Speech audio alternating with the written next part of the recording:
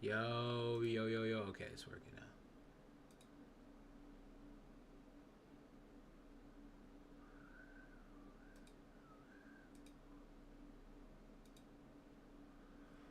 Off the pound and I lay. Precalculus. Precalculus. Smoke a Zaza off the pound, off the ground and I lay.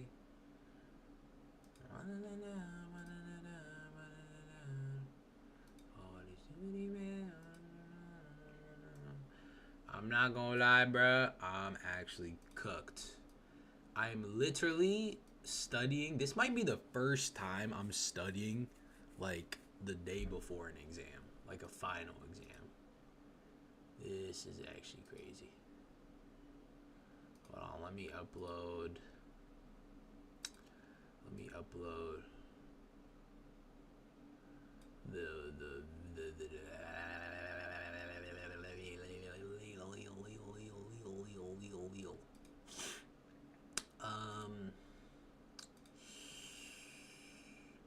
bow bow na na na now na na na now.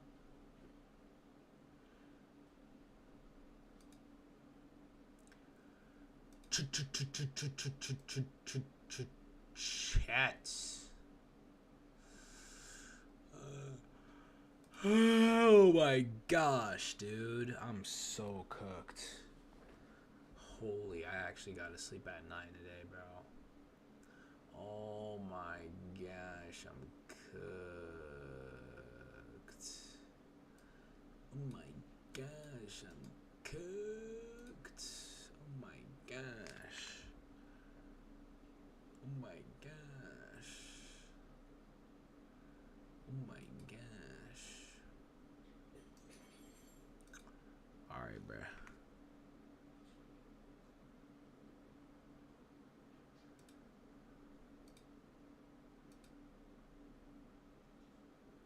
Call me diamonds and rings. I just made a good video girl.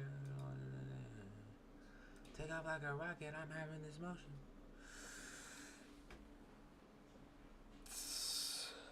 Alright.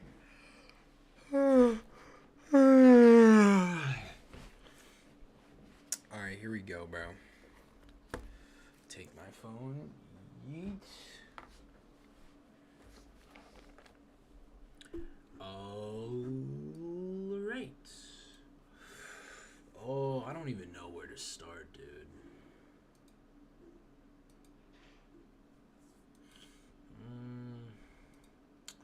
I guess I gotta start with lecture notes. Okay. Okay, first. Okay.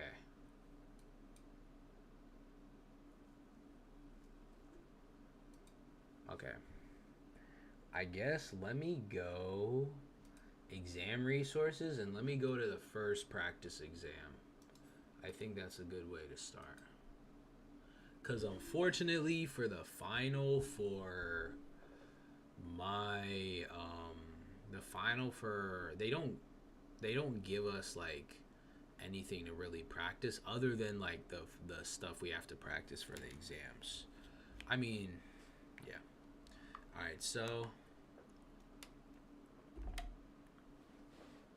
find the domain of the function. Okay, so let me just go. I guess what I'll do, I think the simplest thing to do is to just go through the old practice exams, and if I don't remember something from the practice exam, I like look at the lecture notes to figure it out, and then I do practice on that. If I already know it, then we can, I mean, if we feel like we're still unsure, like we can also practice that too. But to be honest, this is pre-calc. This is like the second time I've like learned it. I did learn this back in sophomore year, so this is my second time. So I'm not really too worried. Like at least like if this was a new topic that I just learned this semester, and I didn't study, then yeah, that's low-key kind of fried a little bit. Um, but yeah. All right, so find the domain of the function. Write your answer in interval notation. So, and I'm gonna make this into a video, by the way. All right, so find the domain of the function. Write your answer in interval notation. So this one's actually here. Let me see. Can I actually? How would I connect? I want to see if I can connect my phone cam. Actually, it's fine. I'll just yeah. Yeah. So basically, how you do this, and the steps should be on screen. So find the domain of the function. So step one, right? When you're finding the domain of a function, if it's a simple polynomial, and what I mean by that is if it's like, say it's like if it's a simple polynomial like 3x squared, like say it's like 3x squared plus, you know what, 3x squared plus 11x plus 4, right? The domain is just negative infinity to infinity. You know? Um right? Yeah, like you can like, hold on, let me make sure that's right. I'm not gonna lie, I have no idea if that's right. What is the domain of 3x squared plus 11x plus 4?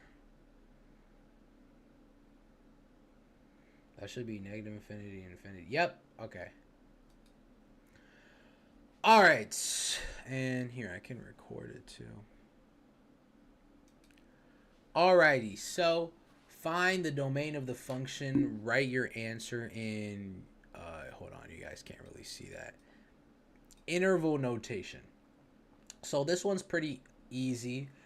Now, if it was just a simple function like 5x plus 2, or even if it was just 3x squared minus 11x minus 4, the domain would just be all real numbers, also known as negative infinity to positive infinity. However, because this is a fraction, we're going to have to do something. We're going to do extra steps. So, essentially, we are going to have to factor the denominator. And the numerator we can kind of ignore. Because the reason we're factoring the denominator is because we're trying to find what can we plug x in for to equal 0. Because the domain is going to be all real numbers. So, you may ask, what is not a real number? Well, what is not a real number is something over 0. If you have 2 over 0, that makes no sense. Because if you think about it, right, 1/2 is half of a pizza. 1/2 of a pizza, right? 1/3 is 1/3 of a pizza, right? However, say you had 3 over 0. If even you have 0 over 3, that's 0 thirds of a pizza, which is just nothing. Or 0 over 2, which is 0 halves. Or 0 halves of a pizza, you know? But if you have the opposite where you have 2 over 0, it's making something out of nothing, which makes no sense. Like, if someone says, okay, I'm going to give you 2 over 0 worth of pizza, that's the same thing as them saying they're going to just pop like 2 pieces of pizza into existence out of nowhere, out of thin air, and give it to you. Like, it doesn't make sense. So the reason why the domain for a fraction is going to be so different than just a regular polynomial is because with a fraction you cannot have 0 in the denominator. And this was what happens for most things. They will ask you, like, when you see a fraction, you should kind of, if you see a fraction and you see any variables like x or y, you should kind of think to yourself, okay, we're not going to want the denominator to be 0. And that's usually what you're going to have. That's some part of the problem will be finding what the zeros are, so you can ensure the answer doesn't include zeros. In this case, though, we have the domain. So the domain is.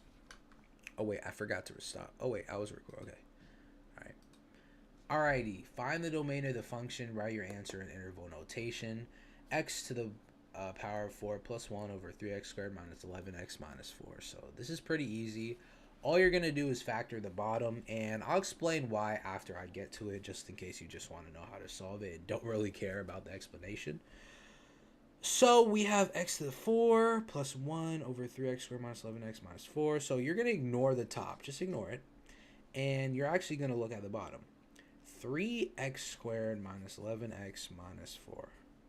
Once you've done that, you're just going to factor it, right? So the method I will be using is the box method. Please make sure you memorize how to factor.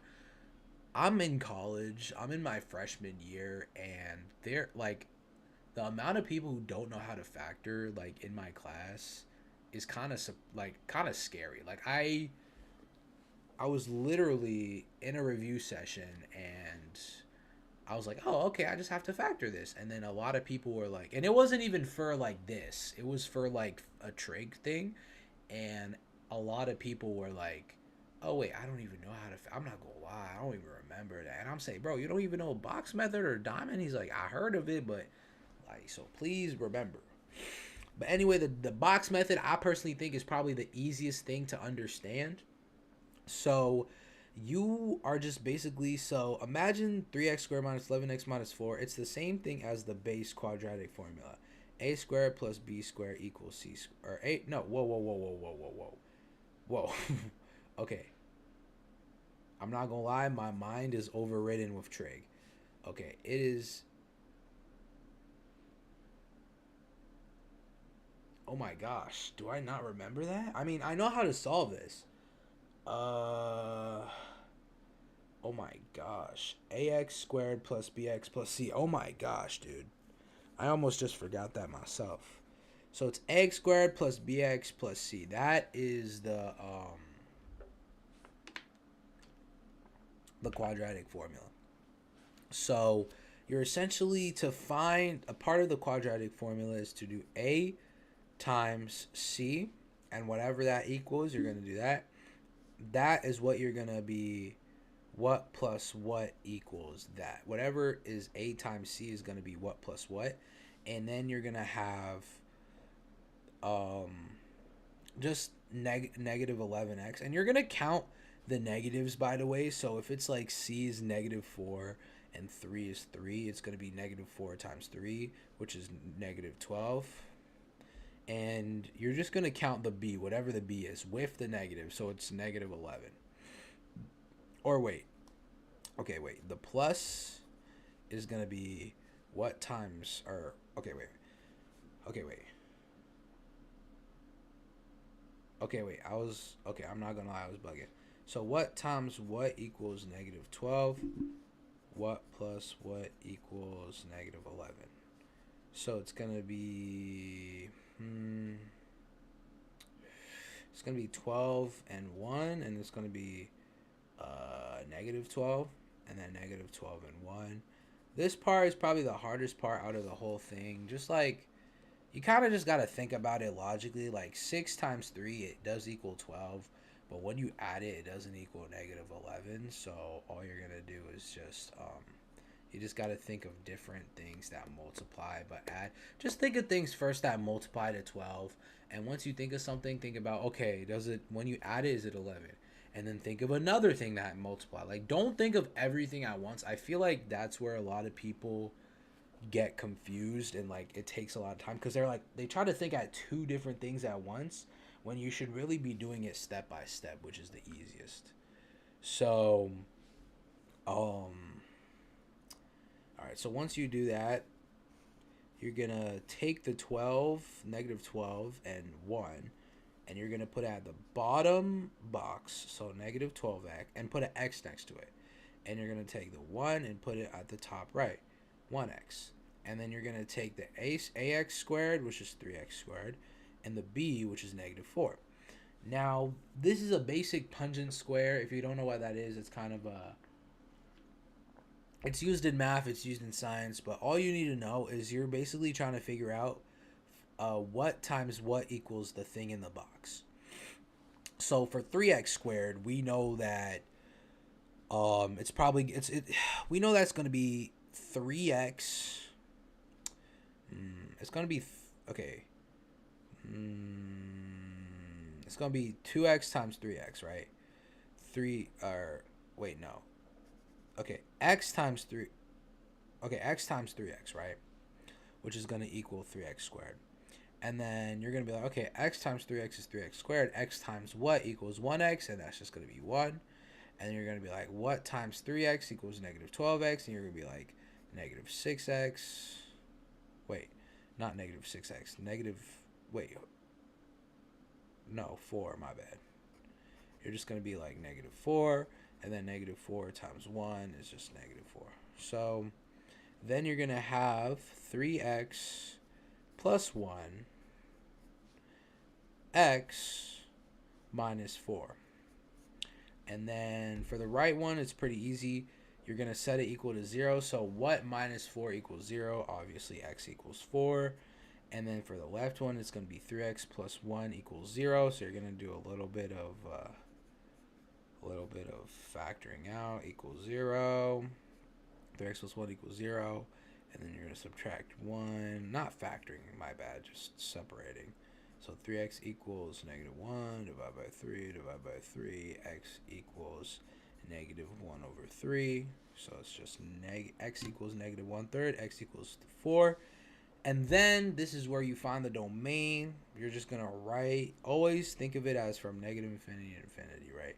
So it's going to be from negative infinity to negative 1 over 3 union 4 to infinity, and that's the domain. Pretty easy, if I say so myself.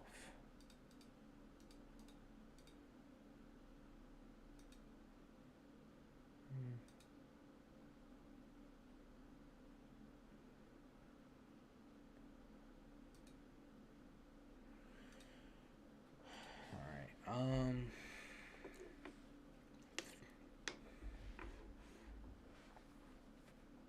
Okay.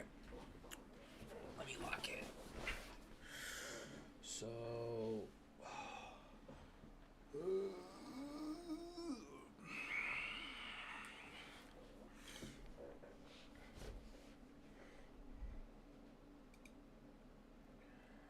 I'm actually so tired. I'm cooked. Hold on. Give me 1 second. Let me.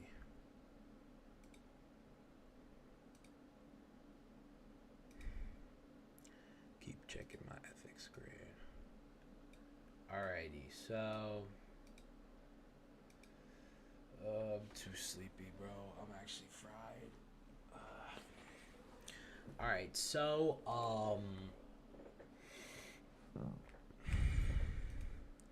that one was pretty easy.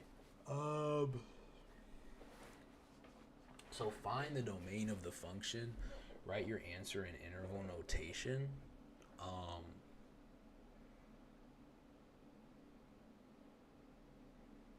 So find the domain of the function. Write your answer in interval notation. So let's see. So for ln of 5 minus 2x. So for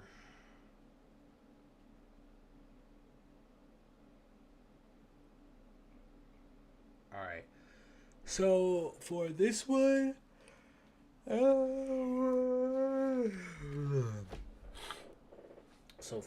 all we're gonna do is 5 minus 2x, which is so ln of 5 minus 2. I think we just set that equal to 5 minus 2x is greater than 0. Here, I guess this is one where we need to search it up. Let me search it up. Because I'm not going to lie, I don't really remember this.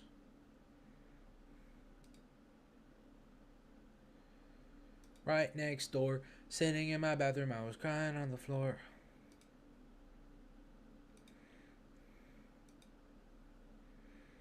When you came and left me, yeah, you broke my core. Pouring up some whiskey, yeah, I need me some more. Yeah, I need me some more. Alright, so if we have a square root, that's where we do greater than. So it's going to be greater than or equal to 0. And then, okay. Wait, so this is going to have an equal under it. Okay.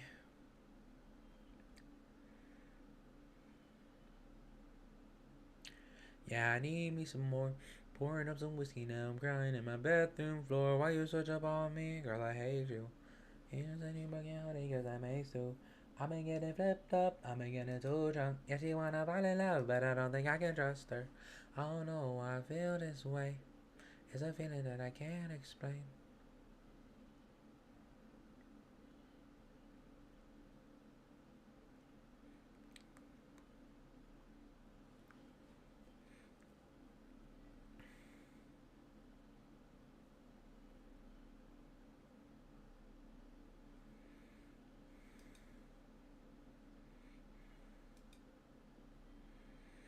Bro, what the heck? It doesn't show for ln of 2x.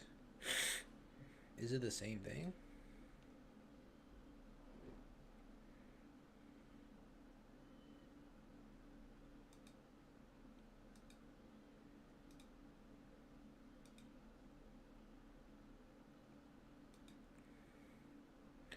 Alright, before I see the solution, let me solve. Let me try to solve it. So we know 6x is gonna be 6x plus 24 is greater than or equal to 0. So it's going to be 6x is greater than or equal to negative 24 divided by 6 divided by 6 is x is greater than or equal to negative 4. So x is greater than or equal to negative 4. And then I think 5 minus 2x, isn't that the same thing where it'd be greater than or equal to?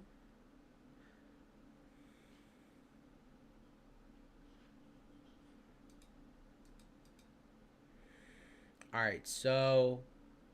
Oh, okay.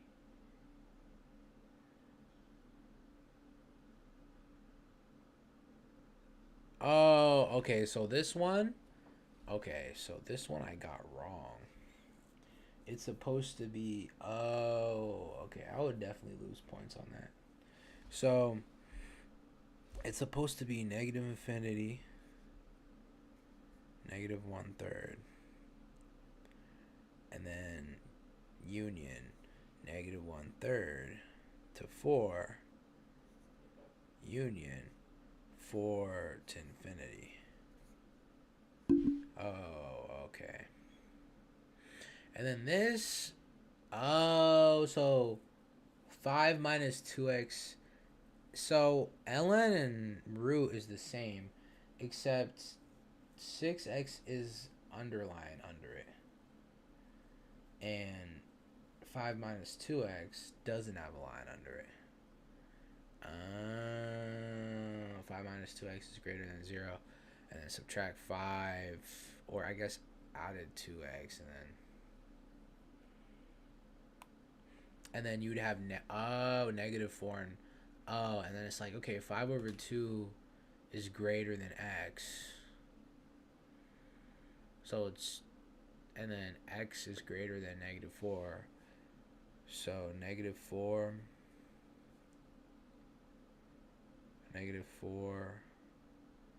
to 5 over 2, and then it's no negative infinities or none. Okay, alright,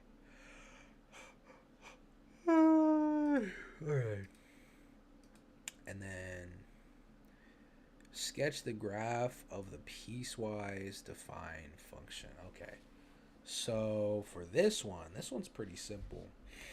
2x plus 4. So if negative 1 is... Okay, so I think you're supposed to do it to like... So 2x plus 4. So If negative 1 is greater, then it's like negative 1, negative 2, negative 3, negative 4, negative. Wait. If negative 1 is greater than x.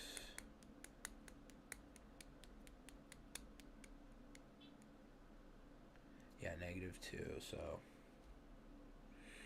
So 2, negative 2, 2, negative 3, 2, negative 4, 2, negative 5. I think 5. Let me see how many they did in the thingy. Or in the lecture notes. Because I even remember this when I did this in the beginning of the year. I'm pretty sure 5 was like the minimum, but...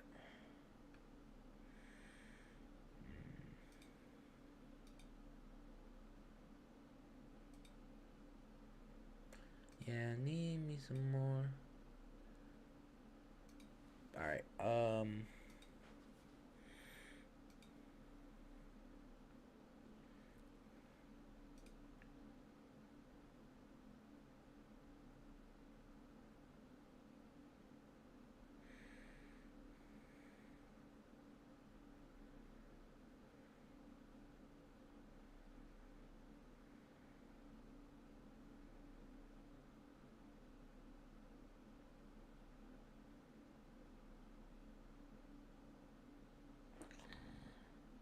about to fall asleep, bruh.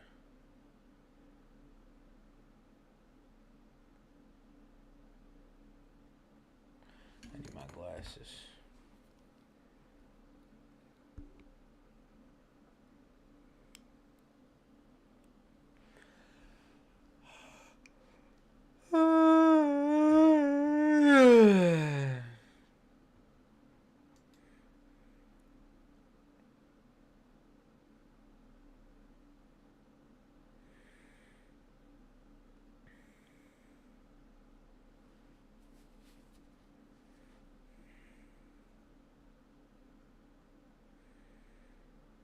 Alright, so...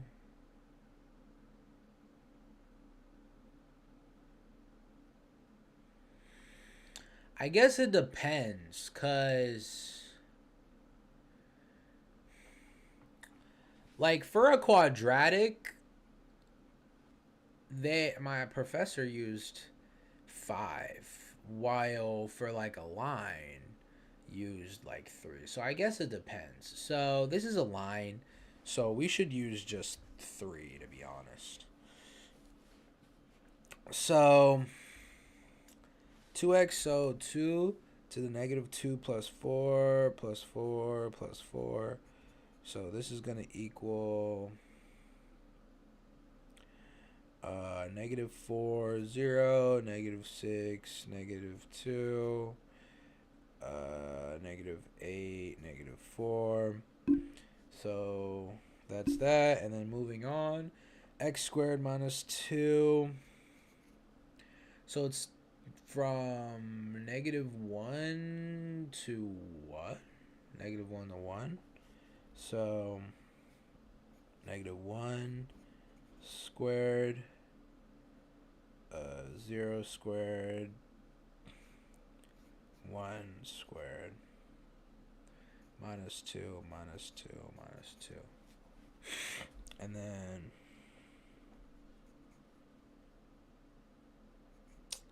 negative 1, negative 2, negative 1. So we got that. And then if we move on to 3, so that's just 3. So everything x is greater than 2. So so 3, 2, 3, 3, 3, 4, and then we can do one more, 3, 5. So now we have all of our stuff that we need to graph. So we'll do like, we'll go by 1. So 1, 2, 3, 4, 5, 6. 1, 2, 3, 4, 5, 6. 1, 2, 3, 4, 5, 6. Uno, dos, tres, cuatro, cinco, seis. And then we got negative 2, 0, negative 3, 4, or negative 3, negative 2, fudge, and my eraser doesn't work. Bro, I don't understand pencils that have erasers. Like, do y'all know what I'm talking about when it's like essentially just frozen? They're not frozen, they just, it's like, I don't know how you would call it.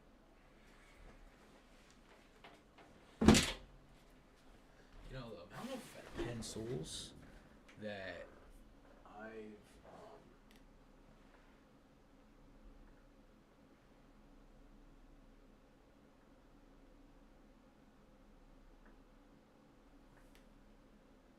what?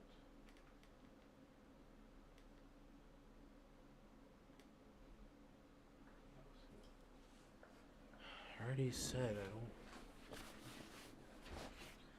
Anyways.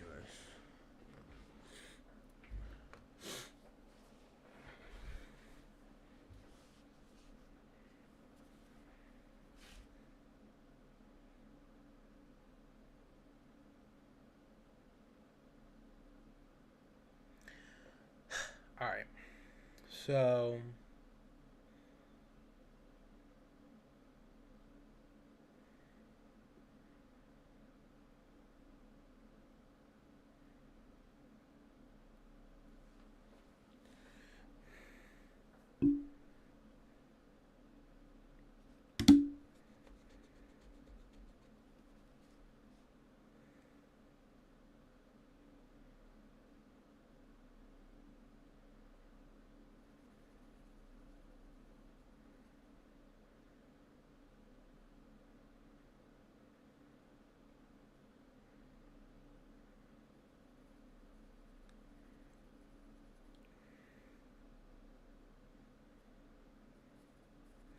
and then you can kind of wherever you got to make sure to know where it starts. It's very important to kind of realize where it starts.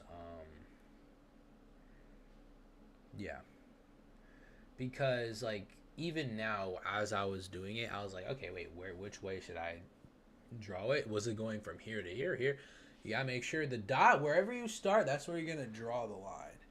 And you can kind of double check if you're right by just looking back at the original equation and seeing if it's positive or negative. And you kind of should know if it's like, see, like, look, for example, here, right? Because this doesn't have an underline, it has to start with an open circle. So I actually did it wrong. So I should have done this and then boom. I think it's okay if you start with an open circle and you fill in the dots. It's okay. I don't think they really care. Um, all that matters is like where it starts. That says whether the whole thing is filled in or not. So, for example, right, like this one has a filled dot in. Because the dot is filled, the person would assume, oh, okay, the entire thing is on the graph. While this one, it's kind of open at those points, but it's still going in those directions. So yeah, and then so yeah, I guess it's just graphing. I mean, -1, -1,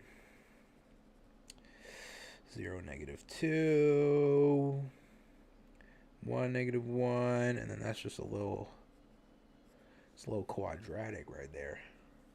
And then again, this one does, so it does have an underline so would that count? I guess no. I guess at 1. So when it hits, wait, do you include 2? 1, 2, no. So I guess when it's at 1, you have to, wait, what? So I guess if it was at 1, you gotta, so, wait, I'm tripping. Yeah, so I guess you do have to. The last point you have to make it open, I'm pretty sure. And then the next one is 3, 2, 1, 2, 3. 3, 2, 3, 3, 3, 4, 3, 5. And then it's just going this way. whenever you have like like, for example, like the 3, right? You're almost gonna assume that it's gonna be a like just a horizontal line. Most like definitely. Like if you get anything besides a horizontal line, it's incorrect. So um that's that. And then we have the f of g inverses, sketch a graph from this, and then find the exact value. So this is log stuff. Log stuff. And then we have the compound interest. Okay. Radioactive delay. Honestly, I'm not too worried because we're going to have a formula sheet on the exam. I guess I should pull that up actually. That's probably a smart thing to do. So here's my formula sheet. Do any of y'all just like spam check your emails? To be fair, I am checking my emails because I did respond to 2 job offers and they have not responded back. And I did um,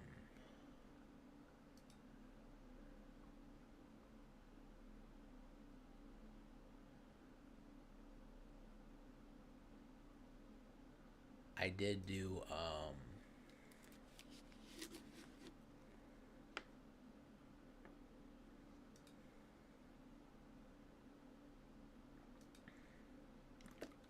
I did yeah, yeah. Anyway, sorry. We gotta focus. So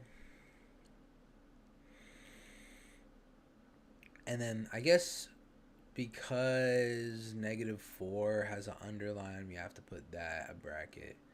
All right, and then okay, so here, okay. So, okay, so I did do this wrong. Okay, so, wow, wait, I actually did this really wrong. Wait, what? This is kind of awkward. So, 2x. So for 2x plus 4, I.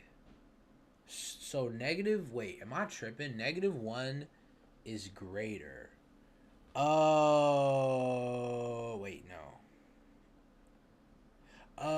Wait, no. Wait, what? Okay, so 2x plus 4, negative, wait. 2x, if -1 is greater than x, then if -1 is greater, then it's just -1, -2, negative. Oh, I see. Okay, so I see what I did wrong. And I think I did it wrong for all of them. Yeah.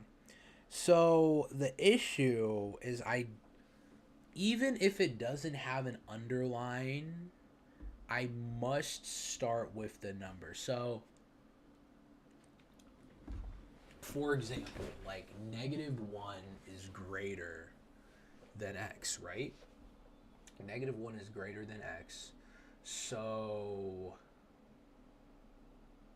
I have to start. So I guess I should have done this first. So -1. Even what I should do is instead of like plugging it in, because even it does, it's not like this exam. I have to get a 50% to get an A.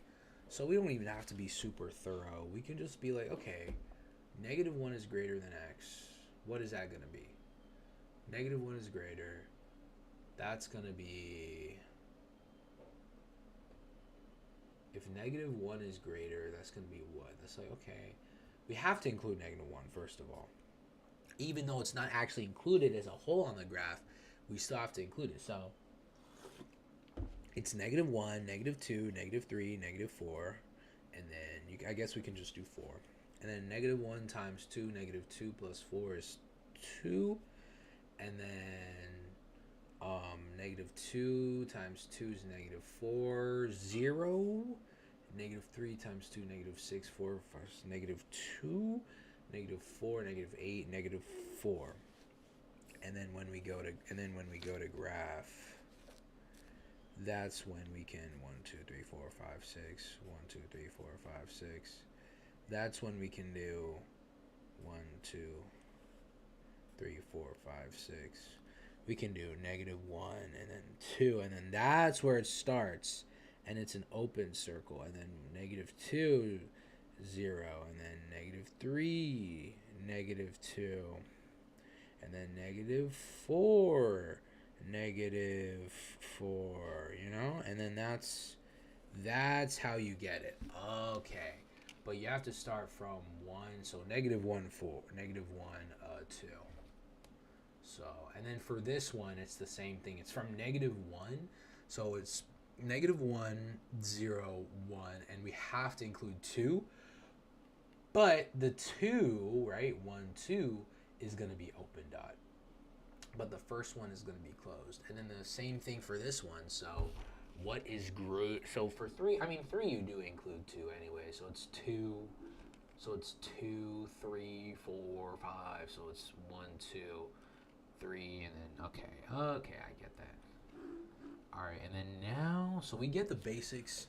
Now we're gonna move in the F of G stuff. Honestly, that's really easy. So I think we should be fine. I will be back though. I gotta use the B room. Wait, did I shut down my phone? I did not. Okay.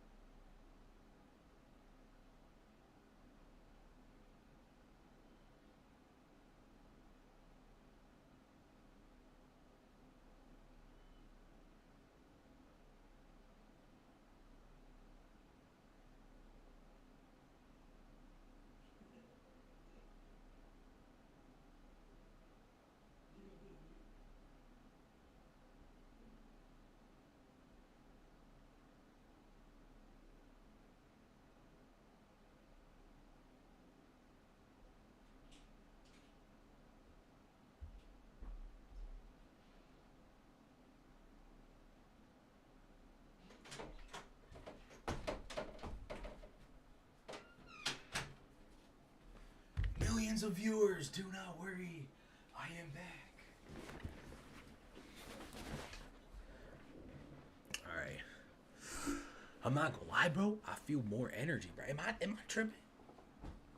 Somehow, I feel like I'm more locked in now. Maybe because the peppermint soap is waking me up.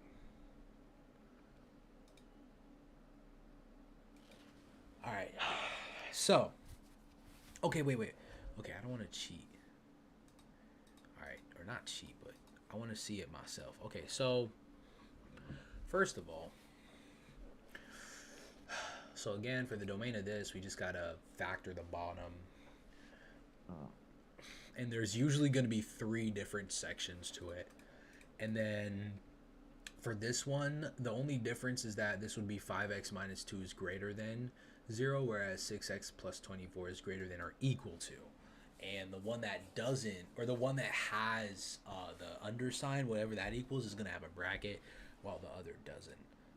And then with piecewise, you must, and I feel like this is definitely going to trip a lot of people up, you must graph all the points, including the points that aren't equal. So in this case, x is less than -1. Even though it's asking for everything that is, negative, like that is less than -1, right? Because if -1 is greater than s, you think -2, -3, -4, right? You have to include -1, except you're going to put an open circle, though. That's the only difference. Even with this, right? You're going to, obviously, it's, when I see these two, right? Whenever I see a setup like this, where it's -1 greater than x greater than, I always think of it just as an interval from like -1 to 2. And if there's a under it, if there's a line under it, I include it. If there's not, then I don't. But the problem is I must include every number. So it would be from -1 to 2, including 2, except the 2, it's still going to start from -1, but the 2 is just going to be open now. That's the only difference. And with this one, we have to include 2 because there is a line. But even if there wasn't a line under it, we still have to include it. Okay, so let f of x equal x plus 5 and g of x equal 2x squared minus 1. Find f of g, g of f of f, g of g. Okay, so this is where I'm gonna check my exam sheet formula and see if it's on there. Although I don't think it is. Okay, so it's not. And I just want a quick overview.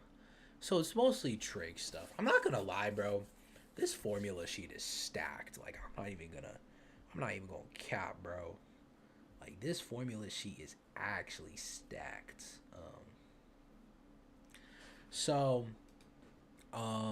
And it literally tells you what the formula is too. Half angle, double.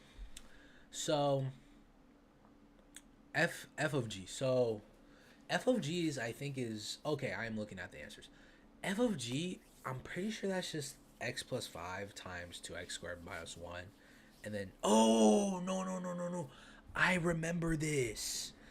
I remember. So f of g is just, like, if fx is x, so f of g is, this would be 2x squared minus 1 plus 5.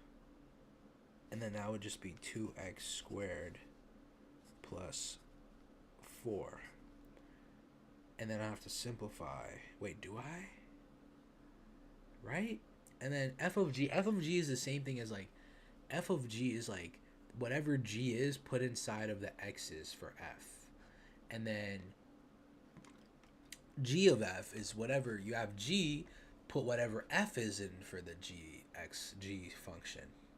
And then for f of f, whatever f is, put f into that x function. And then for whatever g is, so, oh, I remember this. So I'm not even gonna bother doing it. Yeah, so if it's like f of x, so f of g is just 2x squared plus 5. 2x squared, my bad, minus 1 plus 5, which is 2x squared plus 4. Yeah, so this is easy. So that's hmm so if you're doing, yeah, so for g of x, that's the same thing as um I guess it would be x plus 5. So it'd be 2 times x plus 5 squared, which is parentheses exponent. I mean, that's just,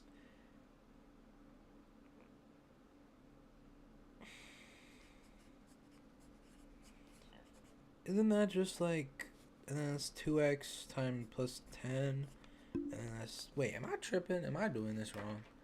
Can't you just square the x? So it's just x squared plus 10 times 2, so it's 2x squared plus 20. So, so yeah, so f of g of f is 2 times x plus 5 squared. So, oh, so you have to first distribute the inside, and then you distribute 2, and then that's what they, and then minus 1. Okay. Alright, so I have to remember that it's parenthesis, it's exponent first. So, and we have to do it to where we don't just square x squared and 5. We have to do it to where it's like x plus 5 times x plus 5, and that's, x squared plus, that's x squared plus 5x um, plus 5x plus 25, and then we have to do 2 times that, and yeah, okay, I get that. And then don't forget the minus 1. And then f of f is the same. So, yeah, I get it. So, okay. That's probably what I'd practice, like, yeah. And then the following functions are invertible. Find their, okay, let me not look at the answer yet. So the following functions are invertible. Find their inverses. Find their inverse. To find the I'm not gonna lie, I don't remember that. I mean, is that, do you just take, would you take like to the 5th power and then, nah, I'm not gonna lie, bro, I do not remember that, G. um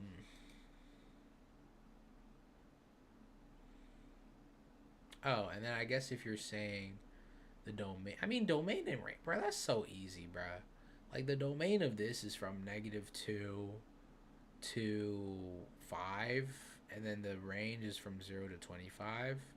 And then this, the domain is negative infinity, infinity. The range is from, what would that be from? It would probably be from 0 to 4, or I guess 4 to infinity. Okay, 4 to infinity.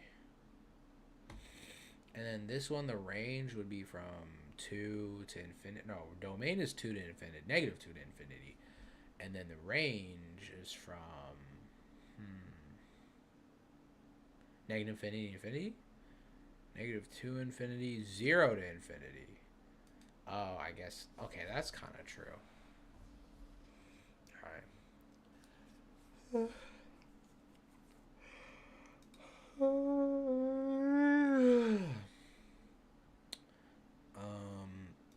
So I still don't know how to find the inverse. All right, let me. Loco de max, loco de min. Let me see. Yeah, f of x is just fx times g of x. Oh, there's this too. So f plus g is just fx plus gx, fx minus tx, fx times gx, fx over g x. Let me see what spring is like on a Jupiter and Mars. In other words,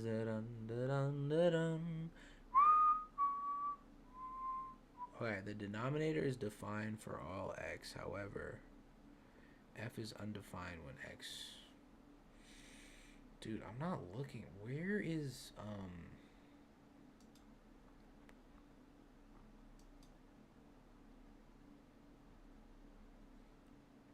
All right, I'm gonna just look in the answers. So the following function, so inverse. So that's just, oh,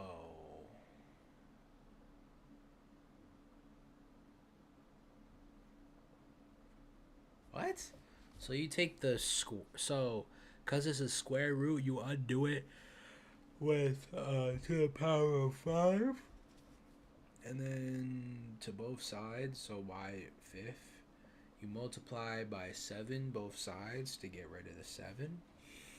And you switch the 7 and 4? Or you switch. Wait, what? You switch the 7y5 and the 4x. So, I mean, 4x equals 1 minus 7y into. What? Divide by 4? Oh, wait.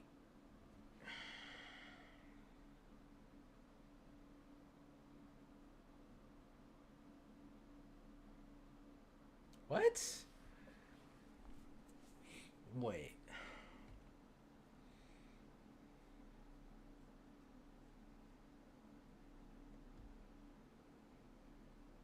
Huh? Alright, I'm gonna have to watch a video. Rocks. I'm writing a paper on them. This is the last thing signed between me and Break, and I need to crush it. I'm a geology major, a real rocker. What?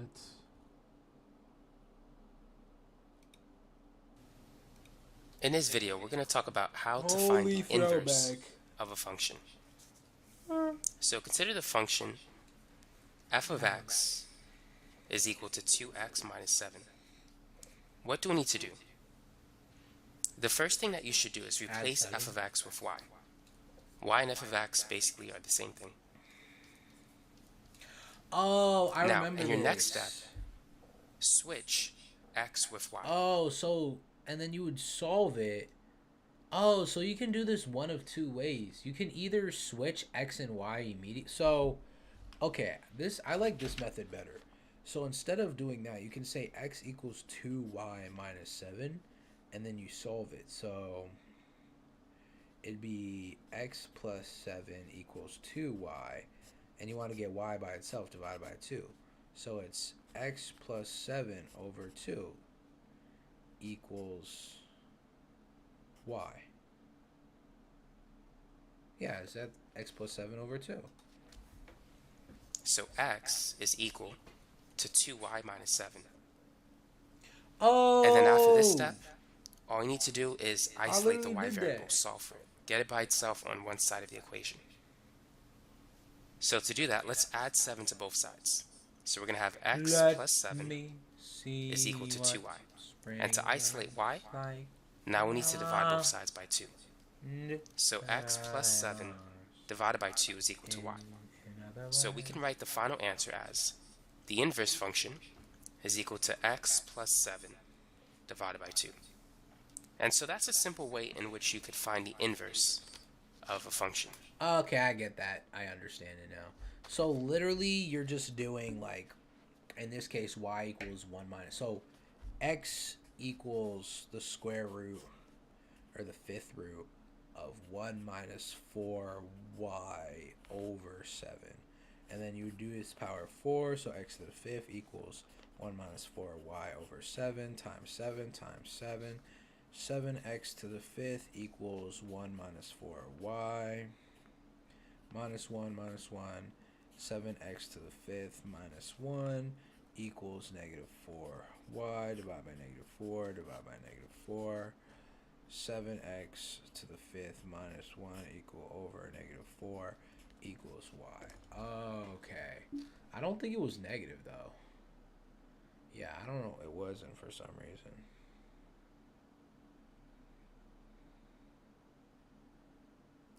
Okay, I get that, though. So what's confusing me here is they keep it as y and then they switch it in the end.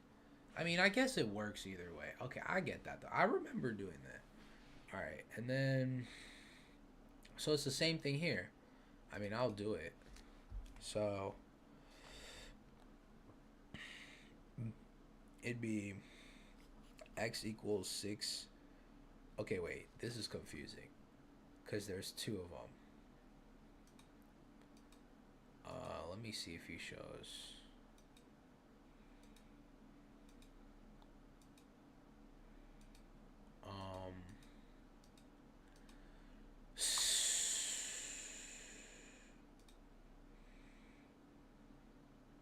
So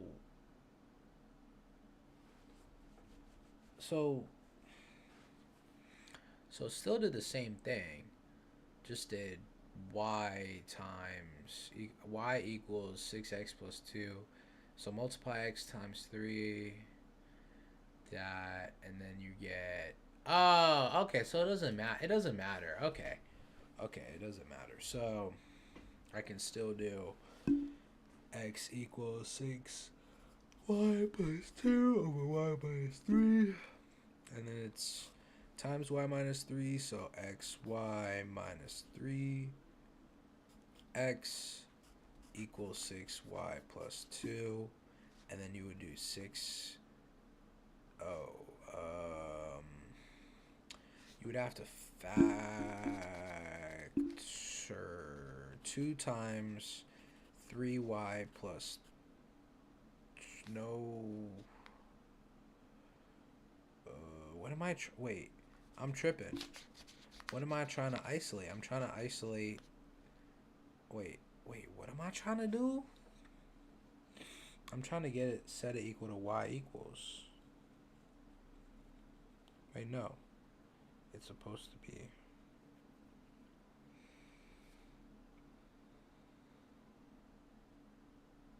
okay, I'm not gonna lie, I don't know if switching, okay, for this one, I don't know if switching it is the right move. Let me try to not switch it.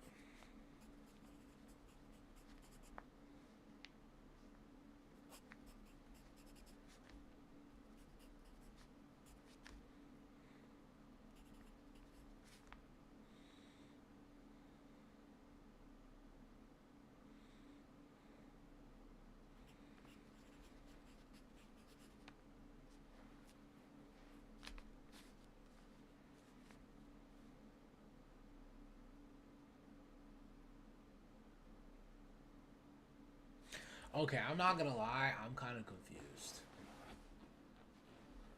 Dude.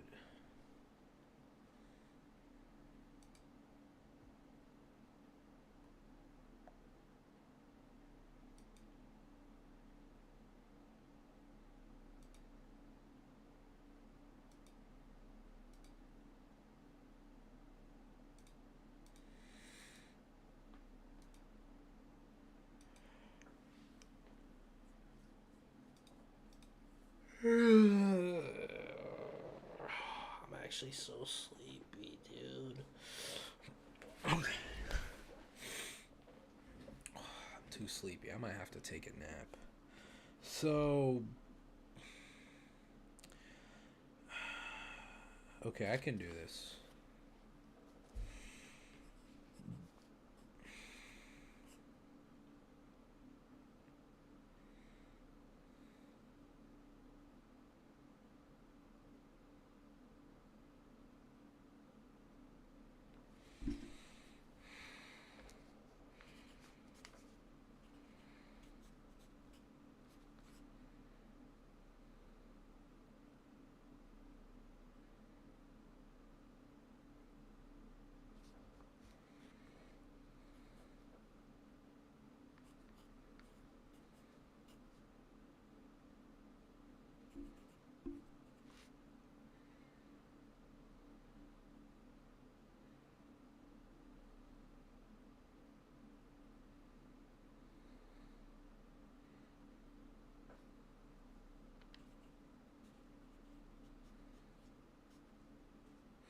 Okay, I'm not gonna lie, I have no idea how to do this. Let me see the answer. So, the way they did it was, so, okay, xy minus 3 equals 6x plus 2. I got to that. And then xy minus, whoa, what? Oh, you move all the x's to one side and all the so minus, so they added 3y and subtract. No, you have to have the xy, all the x's on one side and the y's on the other. So no, because xy and x have to be together and yy.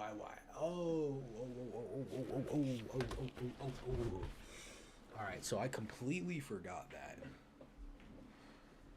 Okay, so that's I'm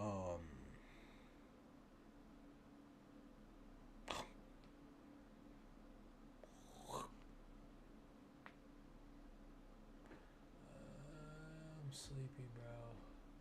I'm actually about to fall asleep. I can't do it. Come on, lock in. I might have to start playing some music. All right, so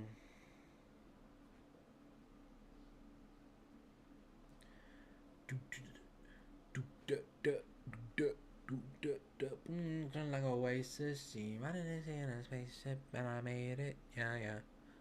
It's 5 point harmonic, and about it. I'm about it. Yes.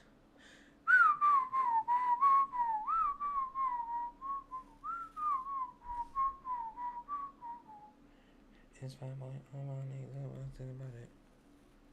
I'm about the first steps, and I'm passing about it. Yes.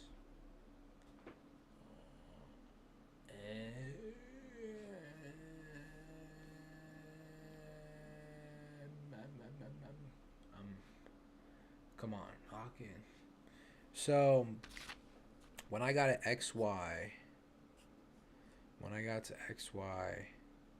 minus 3y equals 6x plus 2, the problem was I should have added 3y and subtracted 6x.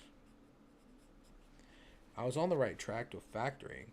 So xy minus 6x equals 3y plus 2. And then we can do x times y minus 6, xy, 6x, and then equals 3. Wait. Literally, once we do that,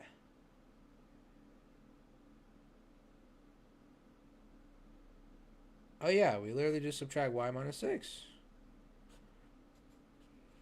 And then it's x, or y equals 3x minus 6 over, or 3x plus 2 and 3x minus 6. And I got that completely wrong. Okay, so what did I do wrong? So x times y, so x times y minus 6. Yeah, and then 3y plus 2. And then x times y minus 6 equals 3y. Oh, the problem was I did 3y minus 6 instead of equals 3y plus 2. So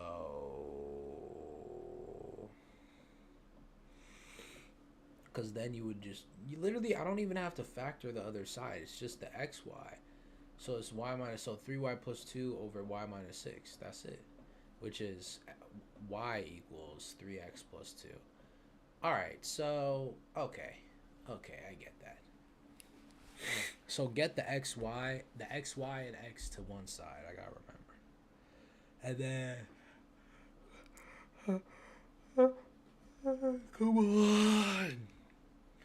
Sketch the graph of 8 minus 2 to the x minus 2 from the graph. State the domain and range of f, the x and y intercepts on the horizontal asymptote. Oh boy, I'm gonna fall asleep.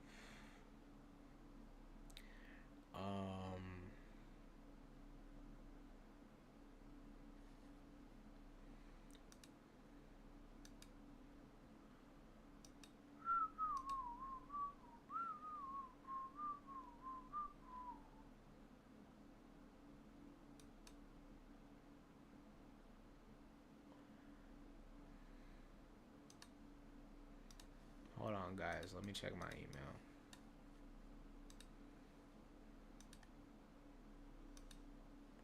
Bro, I just want my professor to grade my work, bro. Alright,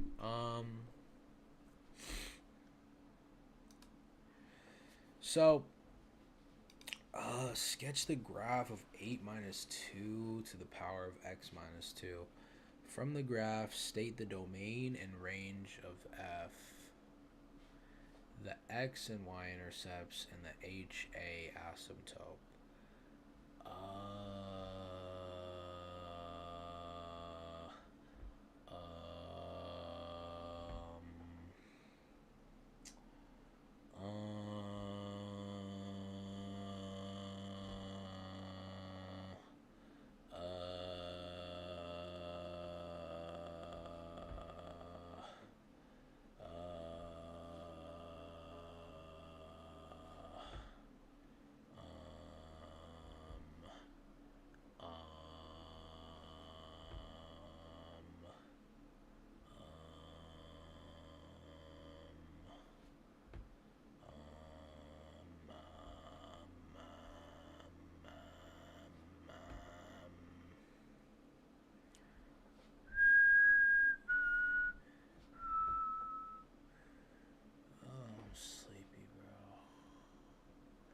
Okay, come on.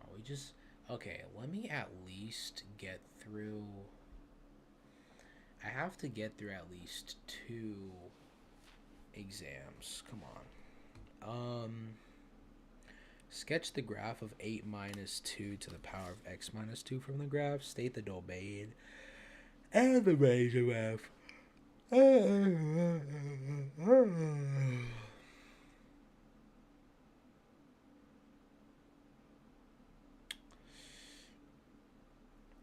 I'm not gonna lie. Do we just put random points? I'm so confused. No, I think this is where we have to do from like -4. So like -3 to -2 to -1 is 0 to 1, 2, 3, I think.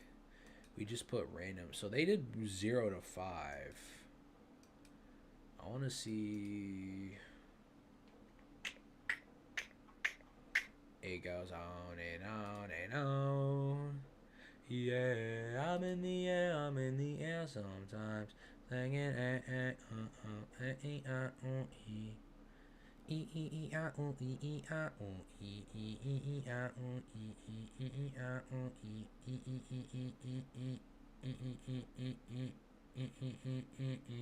like it's dynamite.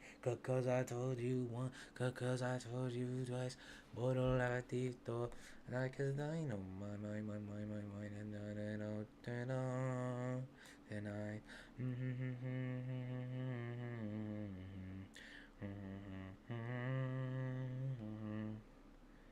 Alright, I'm actually tripping, bro.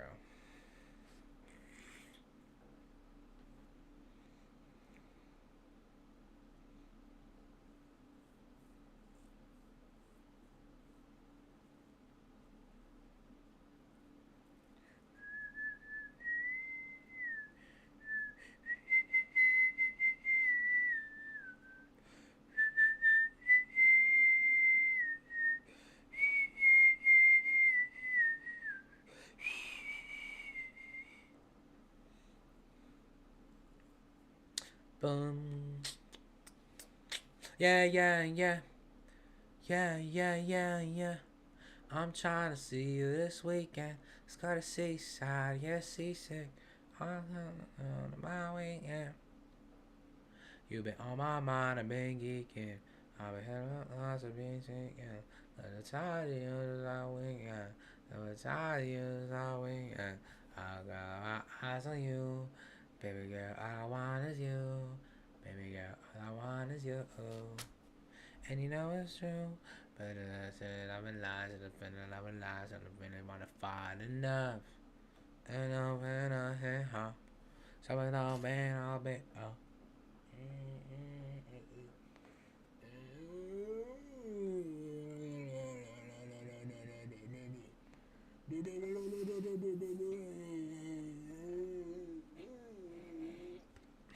I'm actually tripping. Okay, looking for the inverse, bro.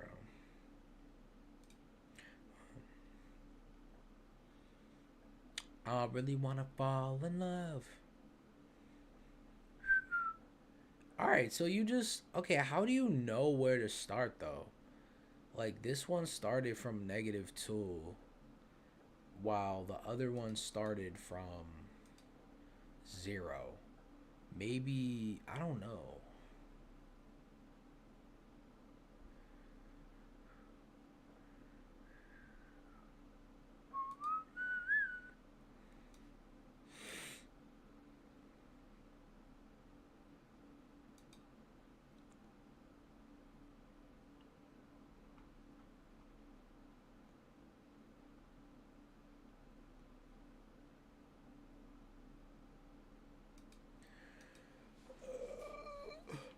Alright, so, I mean, the graph from the graph state, the domain range. So, I mean, when you plug it in,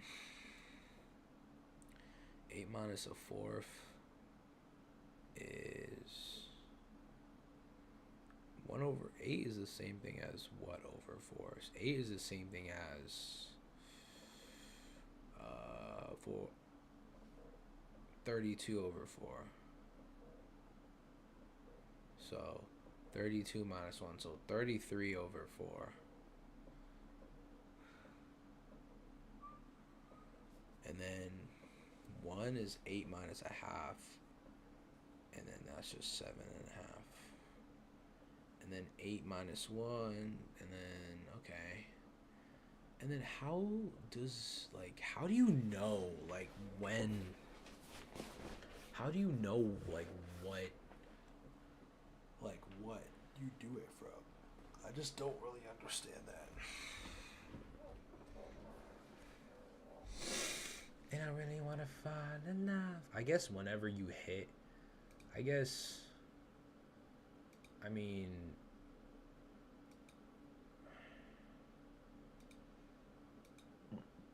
the domain is negative infinity. No, domain is 0. Or actually, it's 0 to negative infinity? No, okay. Domain is negative infinity, infinity. Range is from 8 to... Wait, you have to get both zeros, right? Oh, so could you not just do it? Okay, so I think at a minimum, you have to do it so that where x equals 0 and y is 0. I think that's the minimum you have to do it. Because, I mean, I guess you could... How do you know where the asymptote is, though?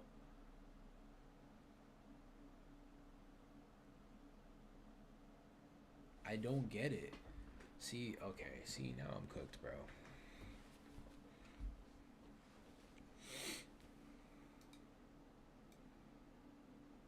See, this is where we get YouTube from. Pre-math chemistry tutor.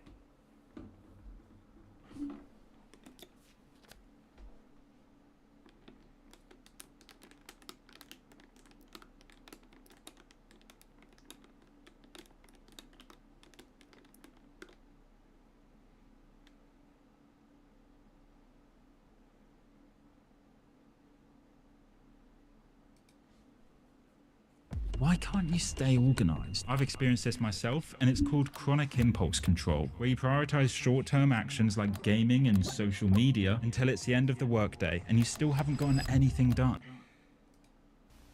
In this video, we're going to focus on graphing exponential functions, including functions with base e, but we'll cover that later in the video.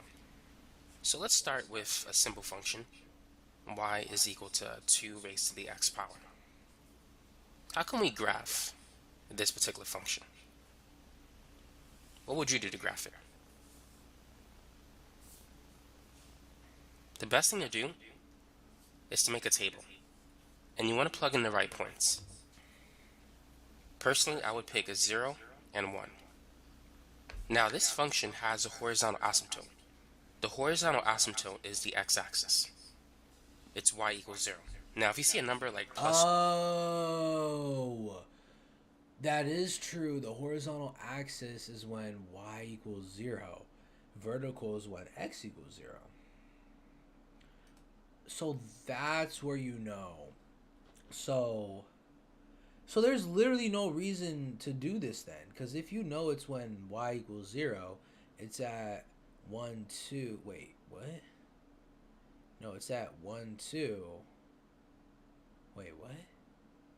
No, I think he meant that's when x equals 0. Yeah, no. Wait. 1 2 3 4. How is the horizontal asymptote 4? Okay, wait.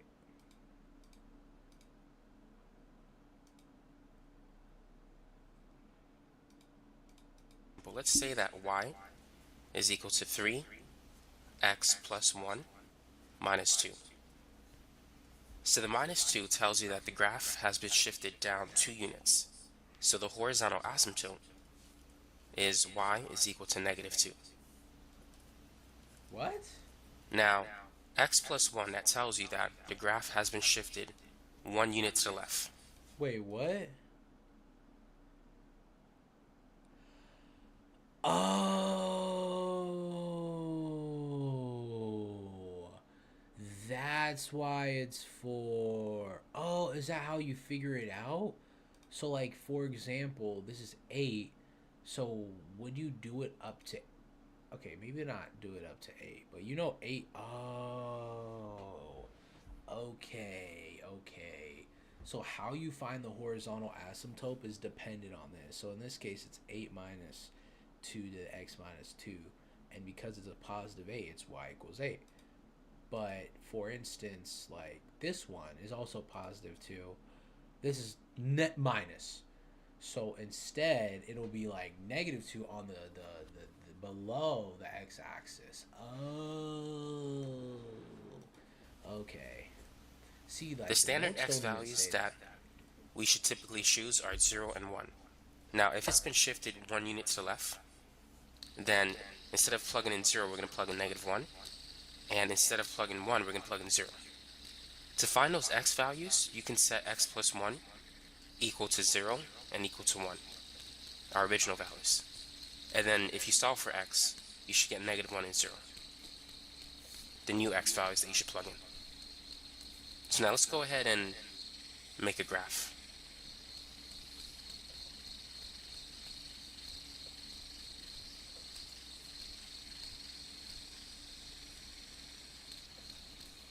So let's plot the horizontal asymptote at y equals negative 2. And let's plug in the numbers. So let's start with negative 1. 3 raised to the negative 1 plus 1 minus 2. Negative 1 plus 1 is 0. 3 to the 0 is 1. 1 minus 2 is negative 1.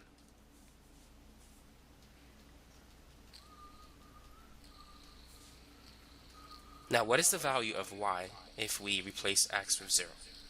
The 0 plus 1 is 1. 3 to the first power is 3. 3 minus 2 is 1. So now let's graph it. So we have the point negative 1, which is here, and 0, 1, which is there. So to graph it, start from the horizontal asymptote and connect to the 2 points that we see here. So it's going to go in that direction. Let me see if I can do that better.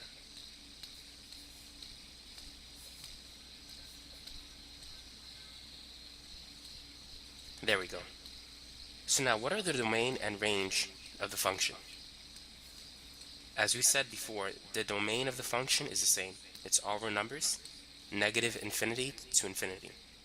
Now for the range, the lowest y value begins at the horizontal asymptote, negative 2, and the function goes up towards positive infinity. So the range... Alright. Okay, so that's 1 2 3 4 5 1 2 3 4 5 6 1 2 3 4 5. Okay, so we have to have 6, and preferably at least something that crosses. So it has to get from, it has to hit the x-axis. So you start from I get it now. you start from 0. For both of them, you start from 0.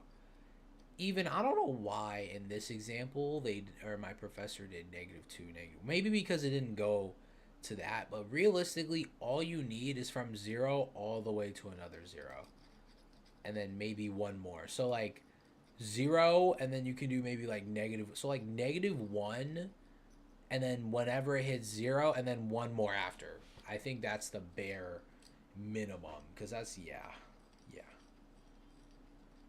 So 5, yeah, 1, 2, 3, 4, 5. Literally 5. Okay, I get that. So like, even though so I'd start from 0. I probably do. I'd probably do like -1, 0, and then 1, maybe just 1, 2, and then from there C until we hit it. But yeah, okay, I get that. And then find the exact value of log base 3. So this one's actually pretty simple. I will admit I did do a little review previously then today. So it's literally just like I think it's like 3 to the power of what equals 1 over 27, and I think it's x equals 3, because 3 to the power of would it be -3, right? Is just 1 over 3 to the power of 3, which is 3, 6, 9, 9, 18, 27. So 1 over 27. So wait, what? So yeah, no, it's -3. So x equals -3. And then this one is 10 to the power of what equals 100,000. That's just 10 to the power of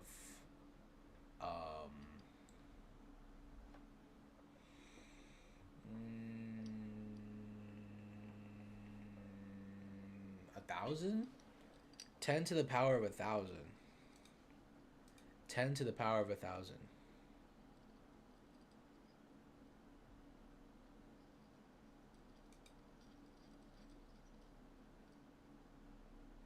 Okay, I think 10 to the power of 10.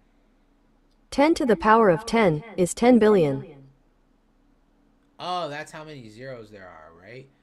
1, 2, 3, 4, 5, 6, 7, 8, 9. Okay. So that would just be 10 to the power of 1, 2, 3, 4, 5. 10 to the power of 5 then. 10 to the power of 5. 100,000. Okay, there we go. Yeah. So, and then it should be right. Yeah, -3 and then 5. And then find the exact value. And then use the laws of logs. Oh boy. The laws of logs to expand the expression. So to find the exact value, oh, this uses the laws. So is that not the same thing as the log of 6 of 30 plus 72? So it's like 7, 8, 9, 10, like 1,000. Okay. Maybe I'm tripping. Okay. I don't know. There's some law that goes with this. I'm not going to look at the answer, but I want to look at like this thing. Like, where are the logs? No.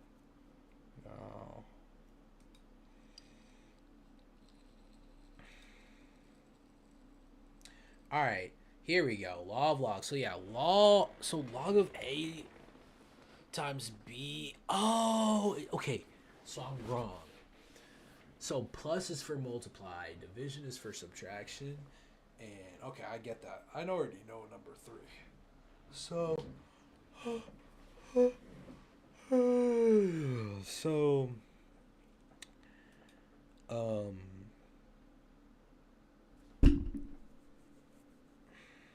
so because it's okay, how does that work though? So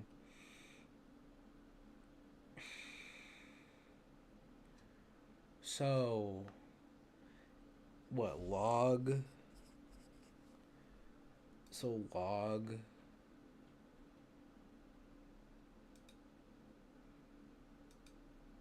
like log base 6 of like 30 times 72, which is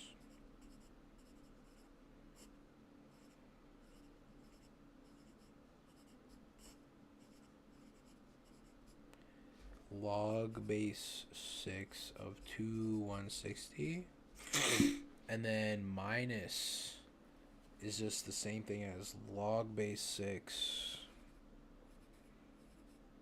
160 over 10.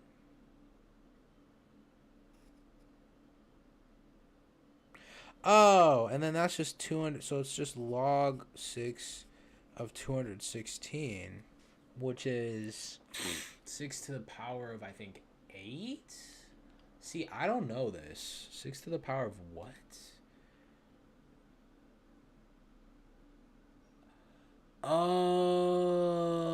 Wait. Wait, what?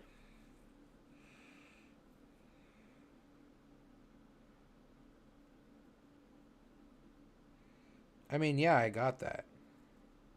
But it's much easier when you think about it as log base 6 30 times. So you could do just 3 times 72, which is okay. So, oh, so you have to know 216. All right, so I mean, I would probably just start doing 6 times 6 is 36, and 36 times 6 is 6 times 6 36. 18, 19, 20, 21. So I guess, oh yeah, and then 3. So I just got to start multiplying, even if I don't know off the top of my dome. And then 6 to the power of 3, and then, yeah. And then, alright, that's easy. And then the rest of it, okay, almost done. So, and then it says use the law of logs to expand this expression.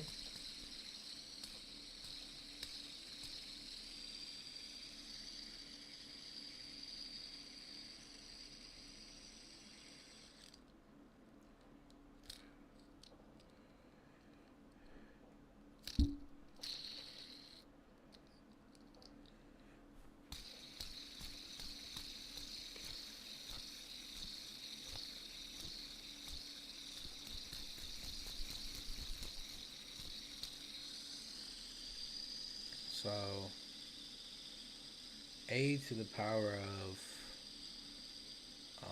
so I'm not gonna lie, I do not know how to do that.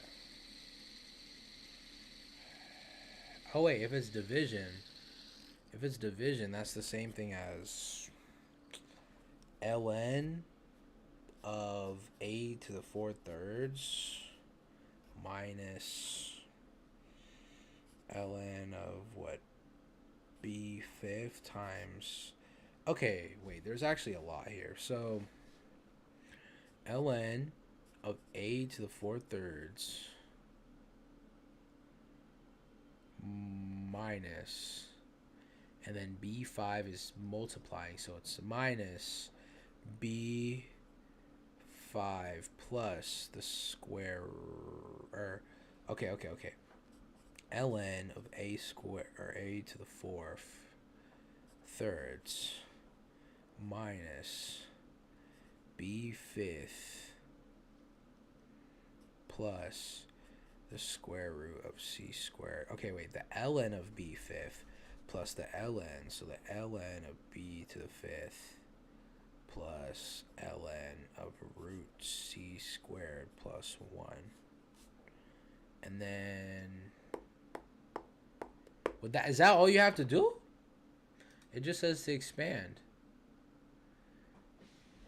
Oh, and then you have to move the 4/3 to the front. So it'd be 4/3 ln of a minus 5 ln of b, and then 1/2. Oh, so that's it?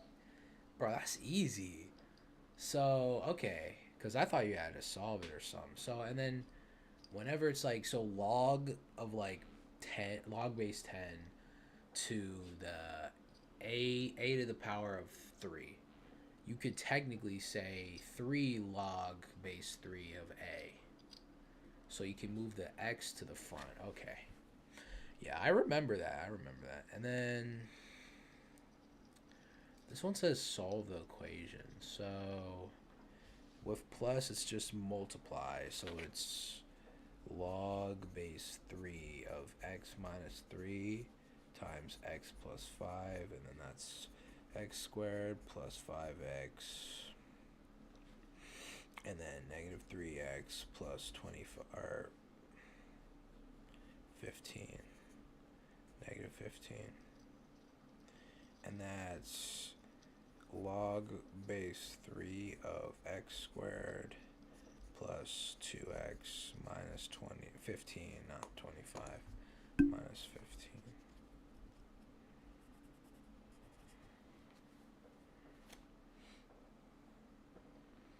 And then it's like that, and then it's like equals 2.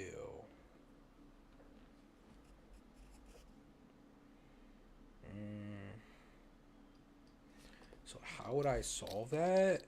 Isn't it like 2 to the power of 3 equals x squared plus 2x plus 15? Or, I don't know. Like, log formula. Like, it's the basic log formula. Yeah, so it's like b to the x equals a is the same thing. So log b to the a equals x is the same thing as, so the base, which is 3 to the power of 2. So 3 to the power of 2 equals whatever's there, which is oh, I get it, you have to factor.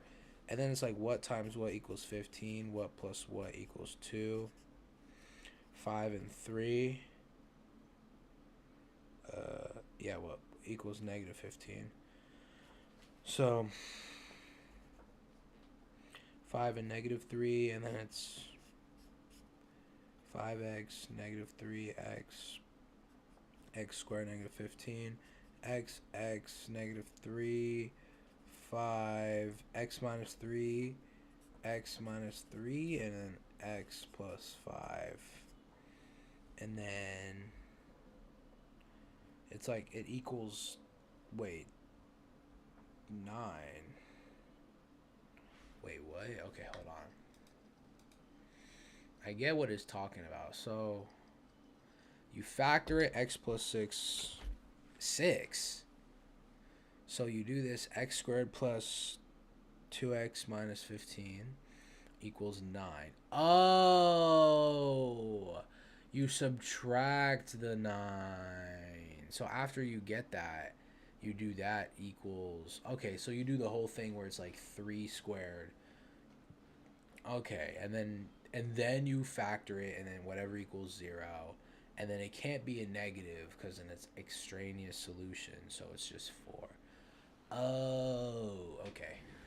All right, low key, bro. Let me stretch, bro. We're almost done. Dude, everything is so like. Everything is so shiny, bro.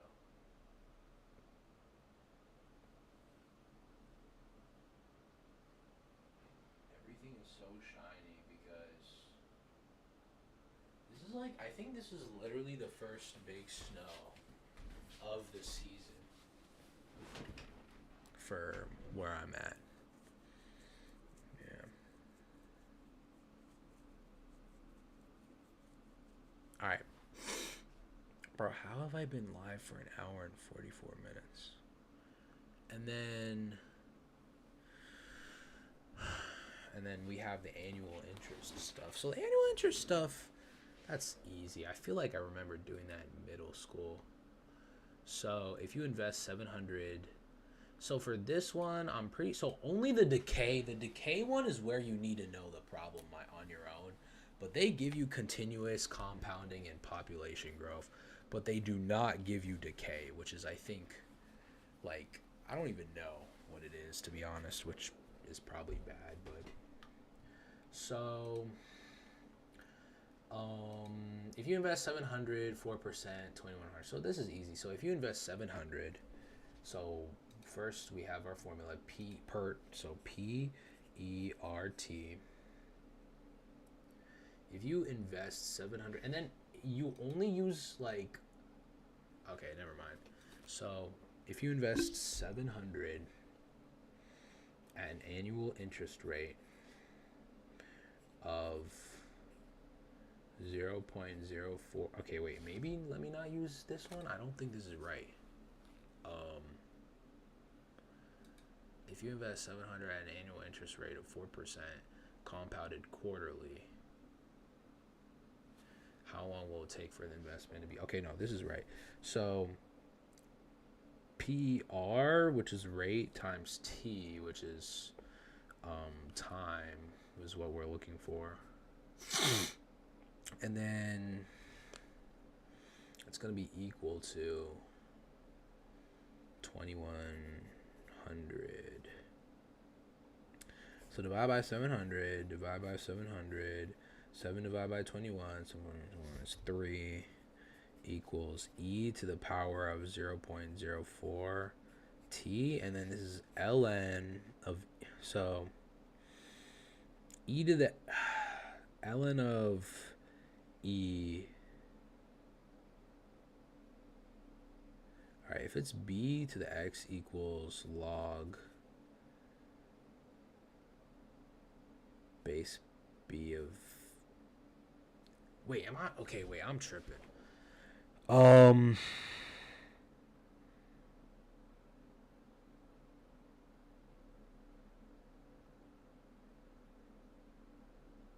No, ln of e to the 3 equals 0.04 times t.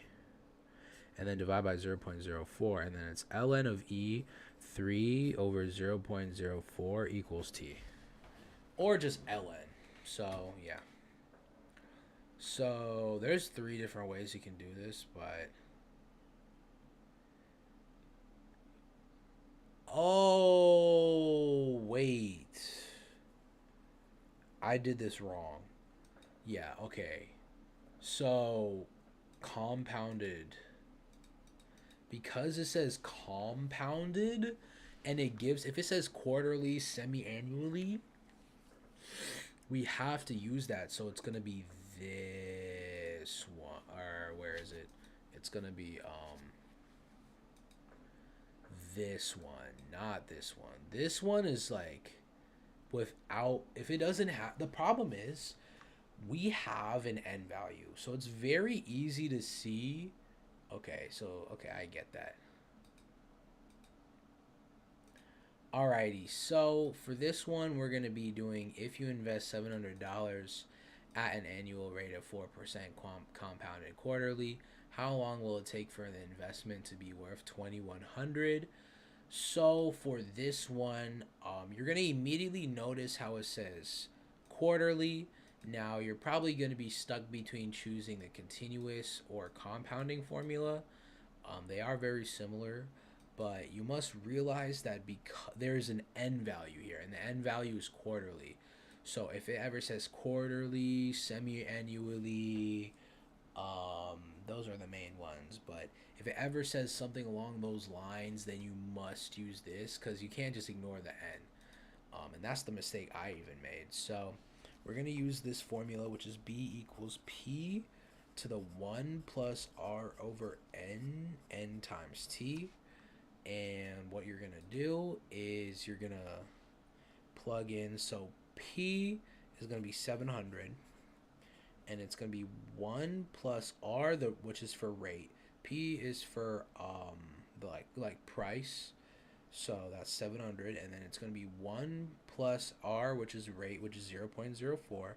Remember, percentage are 0.0. If it's a single percent, like a single digit, is going to be 0.0, and then the whatever it is for. So like for 7%, it's going to be 0.07, or if it's like 24, it's just going to be 0.24. Over n, so because it's quarterly, that's going to be 4, and then to the power of n times t, so 4 times t is what we are looking for, and this is gonna be set equal to 22,100. Now what you're going to do is basically just solve. So divide by 700. And then 21 divided by... So 2100 divided by 700 is just 3. Also think of it as 21 divided by 7, which equals 1 plus 0.04 over 4, and then times 4t.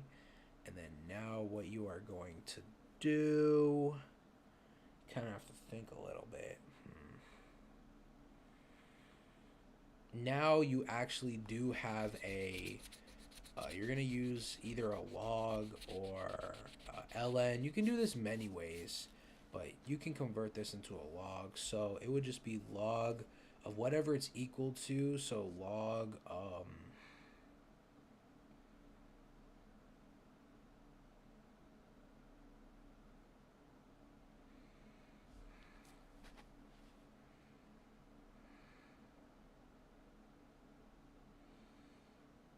so it'd be log, so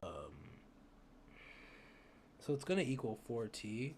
And sorry, I kind of get... So log base 3 of 1 plus 0.04 over 4 equals 4t divided by 4 divided by 4. So log base 3 of 1 plus 0.04 over 4 equals the time. And then you can put even time as, you know, in this case, it's like annual, so years, you know. Now you can't solve that unless you have a calculator. If you do, then you can, obviously, but you can see here, even I did it right. A log base 3,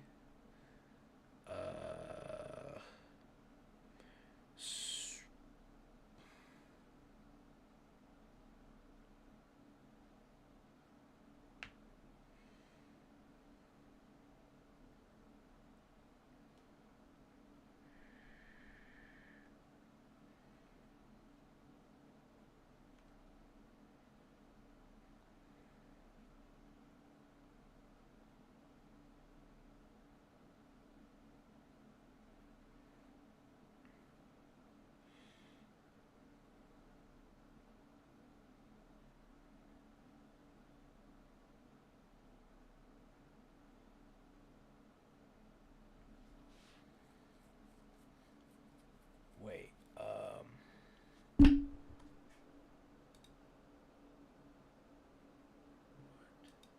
yo, what's up, Clippers? The studying is good. So, wait, hold on. I think... I don't think... Because they did it, so... 700 times 1 plus 0.04 over 4, 4t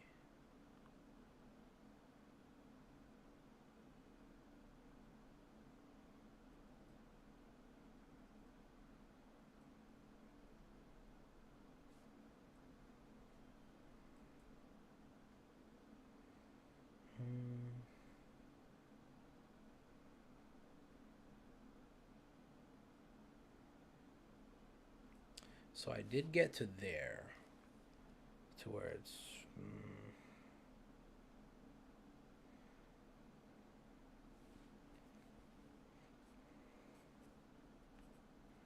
1 plus 0.04 over 4 to the 4t equals 3. Is that not 3 to the power? 3 to the power of... Wait, no. 3...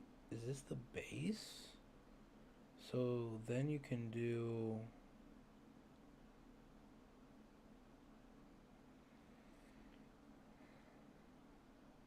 Are you big YVL? Heck nah. Doesn't like Cardi like... Didn't he like abuse his girlfriend or something? I mean, to be fair, most rappers are in some incidents, but heck nah, bro. Plus, I'm like pretty sure he's satanic. Although I'm not much of a Cardi fan, but at least from like what I've seen.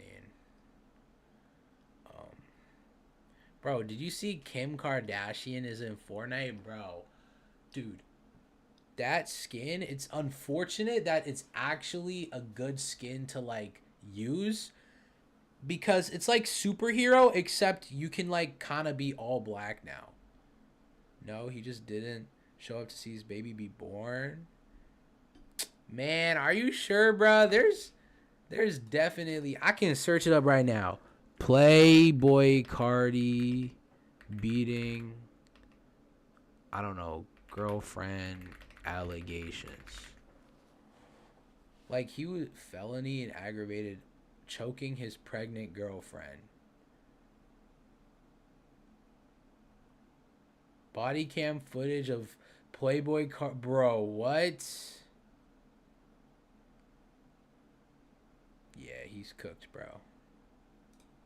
Although most rappers anyways get into, dude, all famous people get into trouble, bro. It's crazy. Fortnite knows what they're doing. They're probably just rumors. I mean, all right, let's see. But he is satanic though. That's no doubt, bro. Although most rappers are anyways.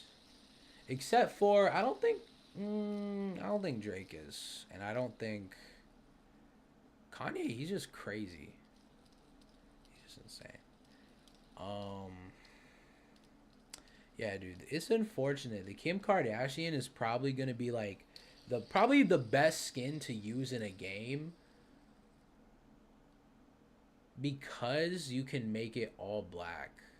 Like when I saw it, the amount of custom, like, bro, like literally you're like, that's literally a superhero skin, except you can do the all black, because I don't think you can't do all black anymore, right? Because Epic saw that as like kind of pay to win and too overpowered. But for some reason, even though it literally covers everything except her face, it's still allowed. Yeah, that's crazy. I'm not buying that. That's a gooner skin. Holy. If I've ever seen, holy, bro, if I've ever seen any Fortnite skin that was more gooner, that I don't think it's possible for them to top this. If they somehow top this, I don't even know how they would top this, bro. Like, jeez, man. All right. I don't get this. Why is this not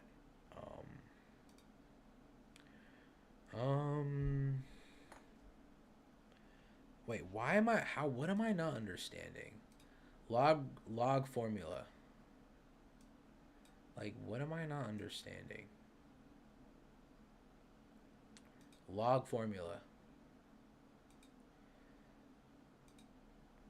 So, okay. So, log, so it'd be, oh. So it's log of 1 plus 0.04 over 4, and then of 3 equals 4t. Oh, so that's my issue. Because the issue is, like, I'm not used to, like, fractions being the base. Okay. So if it's like log base b of a equals x, so it's like, okay, if bx equals a, it's log of b equals x, log of base b equals a, or log of base b of a equals x. Log of base b of a equals x. Okay. Bro, did you see Max 1v1 that what's it called? The one basketball WNBA player, bro? Not gonna lie, bro. That was actually a W. I'm not gonna lie. I was not on stream for that, unfortunately. I actually got on stream when it ended. Dude, I'm not gonna lie, bro. Like, he gonna I wonder if he's gonna do the dinner on stream or off stream. I genuinely wonder if, cause the problem is if he does it off stream, oh, that's gonna look Now, off stream is kind of crazy. But if he does it on stream is content. He could do it in a... Okay, he could take this two different ways. If he wanted to maximize content, he could, like, do an entire day with her. I mean, he could do the dinner at the house and just troll. Or he can do the dinner at, like, an actual restaurant. And he can still troll then. But, like, I don't know. I feel like it'd be more... Okay, that's actually... Bro, now I'm being parasocial, bro. I might as well be Kason, bro. Kason was, bro, that guy, he was literally in the chat talking about some, do I need to make a debunk mid-match? That was hilarious, bro. Playboy. Yeah, that's me. Alright, anyways. Okay, so I get this now. The problem is, when I saw 1 plus 0.04 over 4, for some reason, my mind was not making it as a base. It's like, subconsciously, I guess I was just like, okay, it's a fraction, so it can't be a base. Because usually, like, this is, I think, literally the only instance where this becomes a base. But yeah, I know it now. And then you have to say years, I know. So yeah, and then it'd be, if it was that, then it'd be log base 1.01 3 over 4. So this is what I'd say. And then suppose you have 80 grams of radio. So this is half-life. I'm not going to lie. I don't think I'm even going to remember that. Half-life, suppose you have 80 Gs of radioactive substance, which half-life is 12 days. How long will it take for the sample to decay? So it's MO. So this is what I need to remember. M of T equals MO to negative T over H. Let me see if I can figure out how to do it from just the formula. Because probably what I'll do is right before the exam, I'll look at my phone for the formula, and then I'll just repeat it in my head. MOT to the power of negative T over H. MOT to the power of negative T. Wait, no. MO2. Wait, is it MO squared?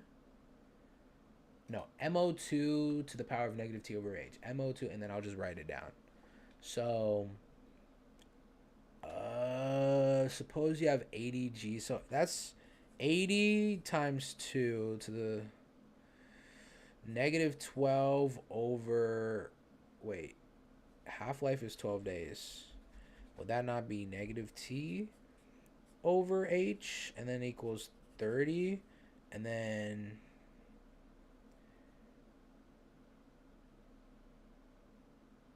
we'd have to divide by 80.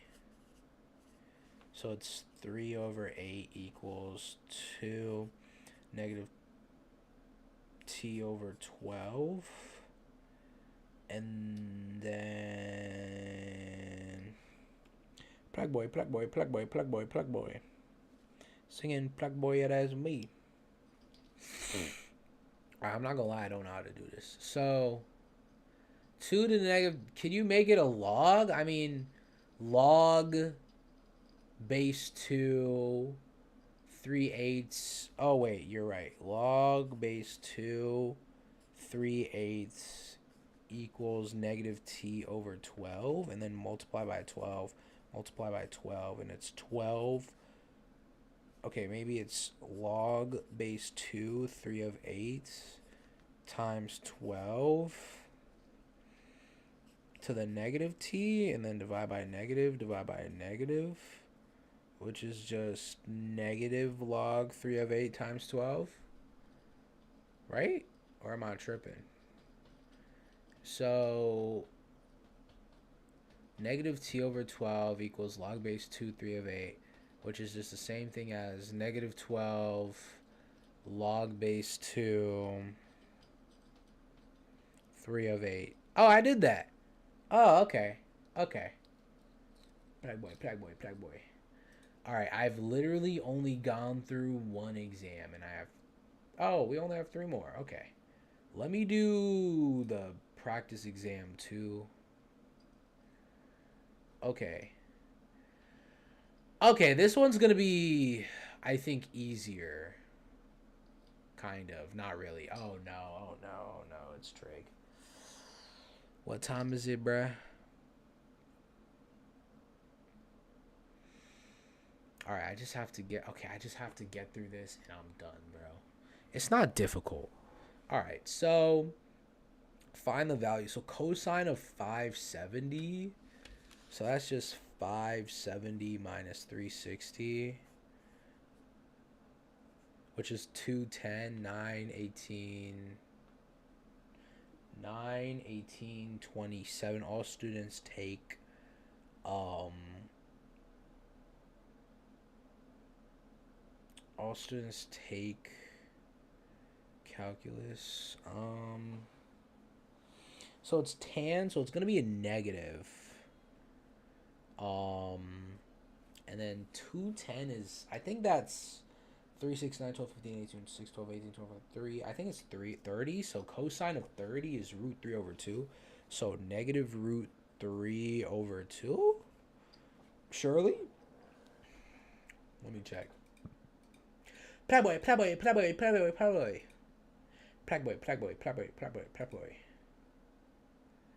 So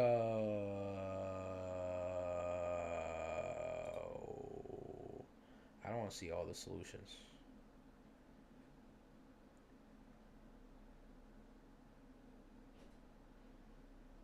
Okay, so it is negative. Okay.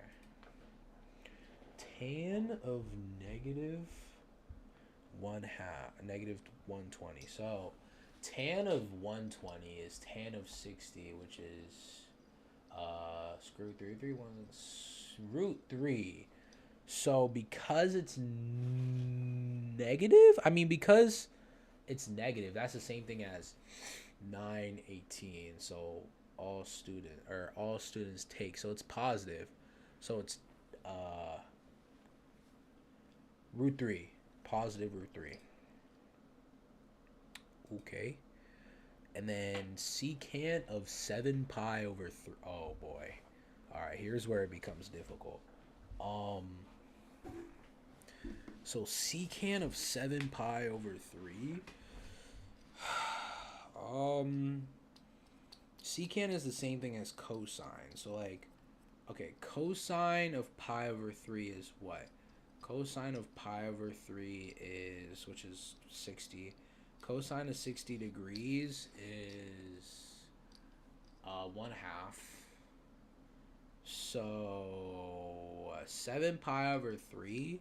So that's 1/2. 7? So I don't think, is that a pi over 3, 4, 2 pi over 3, 4 pi over 3, 5 pi over 3. I don't think that's on the... I mean, 180 divided by 3 is 60 times... Wait, no. Yeah, 180 divided by 3 is 60 times 7.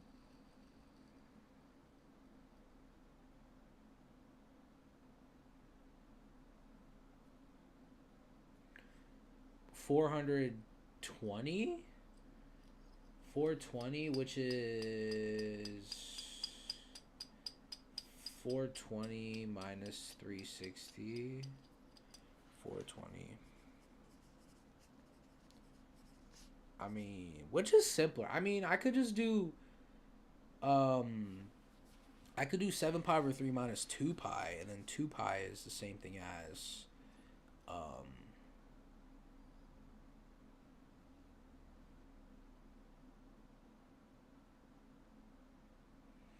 6 pi over 3. Okay, so I guess I'd do 7 pi over 3. So that's... Alright, I'm tripping, bruh. What? Okay, I just gotta convert it to degrees. So that's 12, 3, 12 minus 6 is 6. 60? Really? So it's just 60 degrees. So in first quadrant? So is it positive 1/2?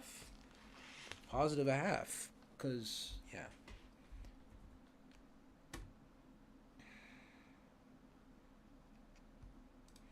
My bestie and your bestie. Okay, so that.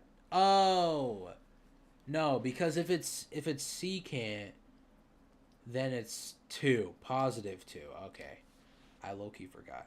And then cosecant is 7 pi over 4. I think is 7 pi over 4. No, 7 pi over 4 is a thing.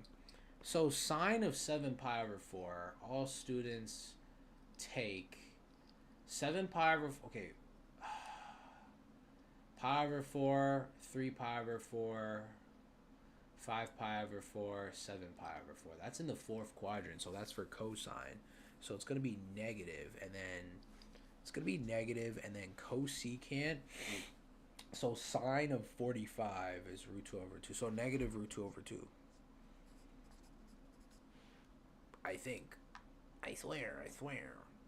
And then, oh, wait, what? What?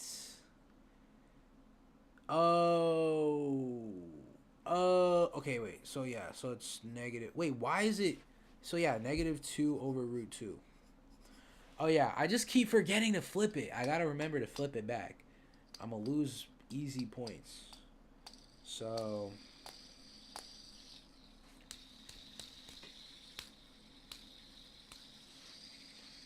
Bro, look at my fidget spinner, bro. Got it from my college. Alright, so... Yeah. Okay. And then... Boop. And then... Negative 5 pi over 2. Negative 5 pi over 2. I mean, I guess 180 divided by 2 is 90 times 5, which is 450 minus, so 360 is plus 40 to 405. So that's within the first quadrant, so it's positive. So sine of 90 is what? Well, 90 is here, and here is going to be x is 0 and y is 1, so 0, 1. So cosine sine, so sine of 90 is 1, positive 1.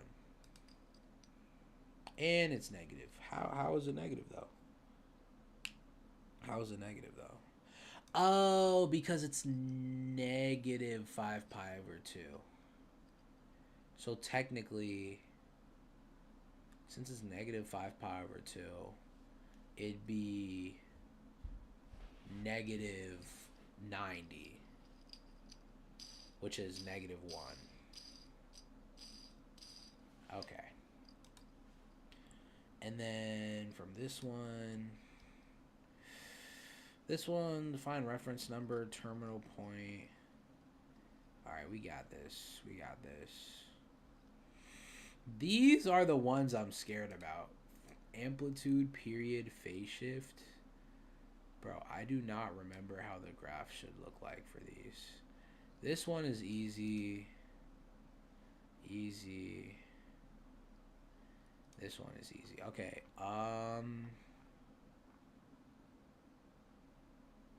Okay.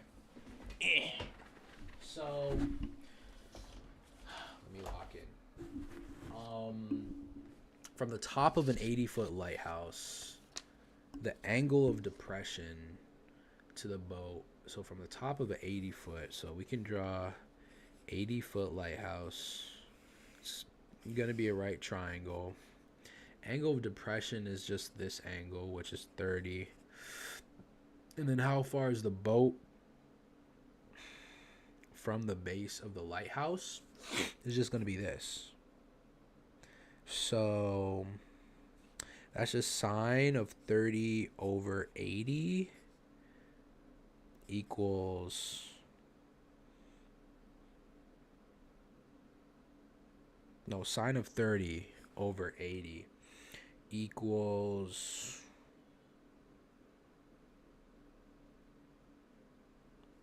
sine of like B over, wait, no.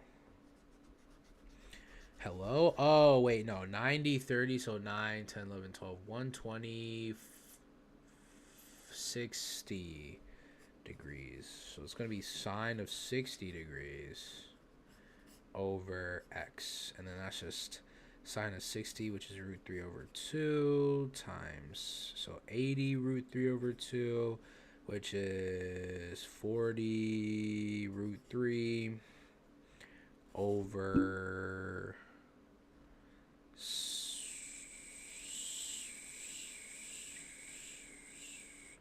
1/2 equals x, and that's just, actually it's just 80 root 3 equals x. So 80 root 3.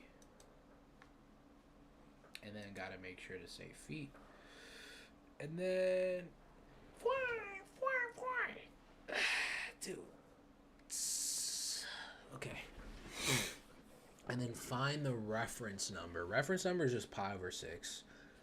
Terminal point is, I think you would just do 23 times 180 over 6, and that's 90 over 2, which is 45 times 2, which is 10, 8, 9, and 0, 1? I might be tripping. So, no, I'm tripping. I'm actually tripping. No, because 6 divided by is 3. So it's just 23 times 3. 9, 69. What? Am I tripping? Okay, wait. 21. So, I think I'm tripping. 23 times 180 over 6. 180 over 6, 6, 12, 18 is the same thing as 30. Oh, okay, I'm tripping.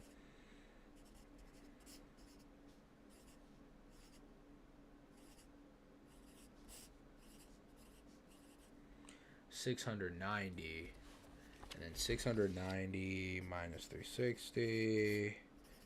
9 minus 6 is 330. All students.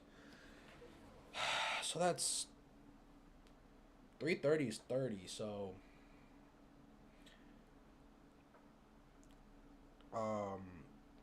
it's just sine of 30 and cosine of 30 and sine of 30. Cosine of 30 is root 3 over 2. Sine of 30 is 1/2.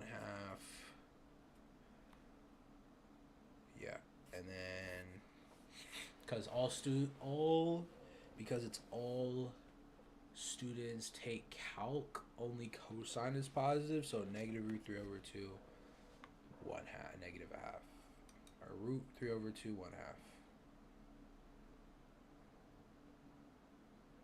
Yeah. Dude, I have no idea. Like, I somehow got this wrong on the actual exam. I don't know how. I swear I be getting the most stupidest, like, I be getting the most stupidest things wrong on an exam, bro. Like, I tell you, like, even if I study, like, if I had the exact, I'm not gonna lie, if I had the exact same exam and took it, that I would probably, like, have no errors. But if it was like an exam that's very, very, very, very similar, I'd still make a mistake. Still. All right. And then find the values of the trigonometric functions of real numbers t. So cosecant of t. This is a whole. I don't think I'm even gonna do this, because all you have to do is cosecant is just sine, but opposite. So sine is opposite over hypotenuse. So that's just 9 is hype, and 2 is opposite. because so is opposite over hypotenuse, so 9 is hype. And then you do a squared plus b squared equals c squared to get like 2 squared plus b squared equals 9 squared, and you solve for the adjacent. And once you have an adjacent, you find sine, cosine, tan, cosecant, secant, cotan. And because cosine is negative and cosecant is negative, that means that sine and cosine, so tangent and cotangent, are the only things positive, so I'll put a negative sign on everything else. That's literally all you have to do, and then it'll show it right here. Right, yep. Cotan and tan are the only positives, and then gotta make sure to square root. Do not have to square root if not needed, and then, yeah. And then these two are the difficult ones. So graph one complete period, find the amplitude, period, phase shift for that period, and x-intercepts. So phase shift, I'm pretty sure. Okay, wait.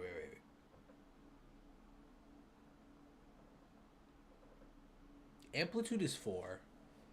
Period is 2 pi, is pi. Okay. Amplitude, so I'm pretty sure amplitude is 4.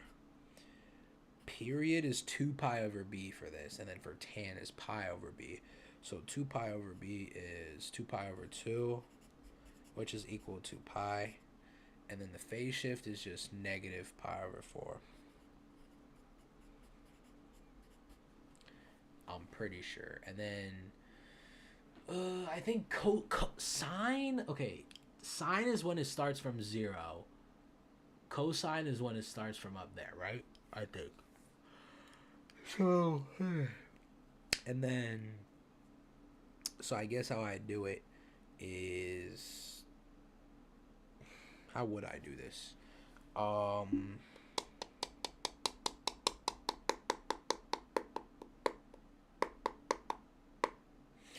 not gonna lie, I have no clue.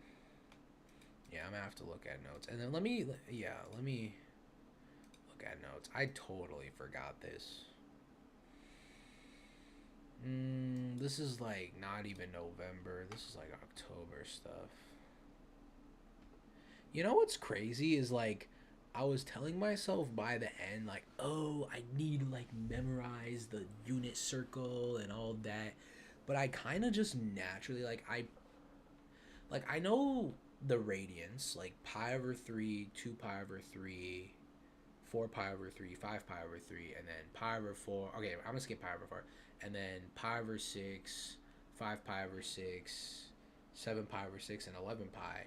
And then for pi over 4, 3 pi over 4, 5 pi over 4, and 7 pi over 4, I think. Unit circle. Yeah, 5 pi over 4 and 7 pi over 4. Yep.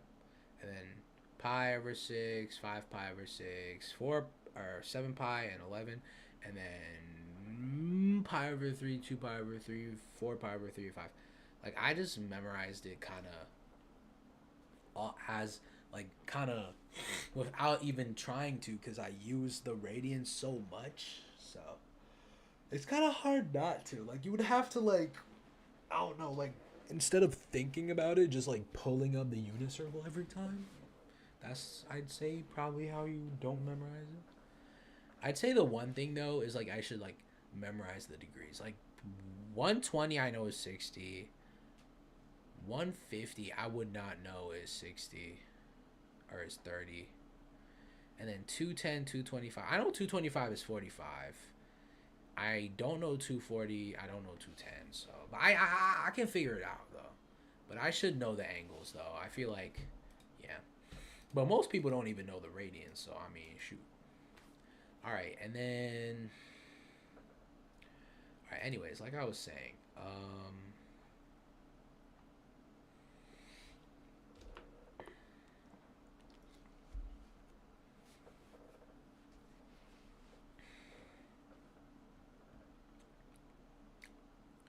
all right, so, okay, I was right. So, yeah, sine is when it comes from 0. cosine is when it comes from up here. And then is it secant and cosecant? I don't even remember those, and it's probably going to be on the exam. So cosecant is where it's a full one and a full, and then secant is where it's like half. I know cotan is like, no, I know tan is this way, and cotan is like this way. I know that. So like for this, not cosecant. Where's a regular one? Let me go back to 7 point or 5. Which one was I on? Which one was I on, boy?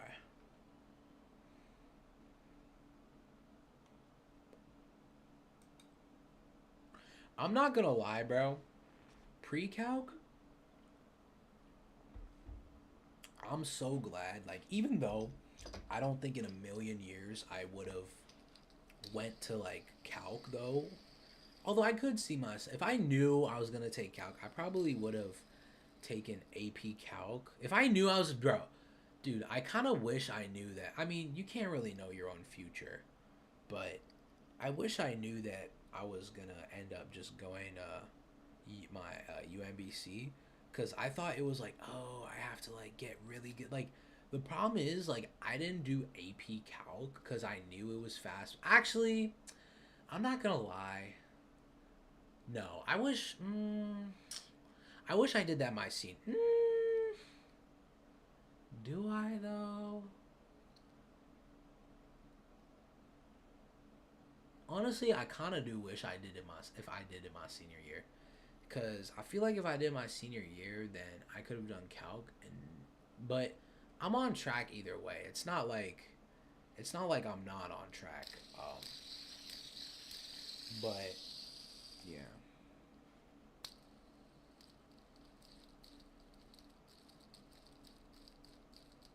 Anyways, I just wish I knew I was going to go to UMBC. I would have taken a lot more classes because, to be honest, if you have any GPA that's like above a 3.5, you'll get in. And as long as you have a good essay, like if your essay is garbage, I mean, maybe not, but you know, if it looks like you put effort into it, they'll let you in. I like UMBC. UMBC, I like it. It's a really good school, even though it's not prestigious. Like the fact that they give out that many scholarships, and you know, it's just nice, man. Like you'll rarely see a school that pays you to go there, essentially, especially, or gives you a little bit extra money, especially for low income students. Like most people probably like this. Like I doubt like many people even get like this big of a refund. Like even next year, I doubt I'm gonna live on campus. I mean, I hope the guaranteed access is big enough for me to live on campus, but I'm probably gonna even get even more. And like, yeah, I hope this, no, the merit scholarship, they can't decrease that. So as long as the guaranteed access is the same, it should be fine.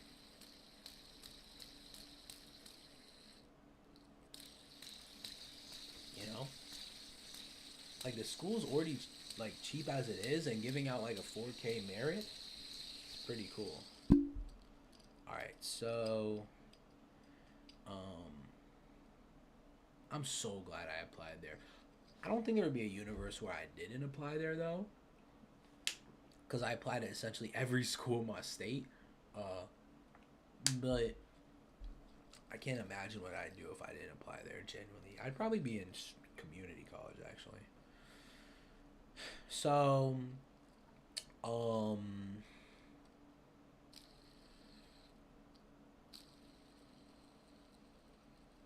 okay. What am I looking at?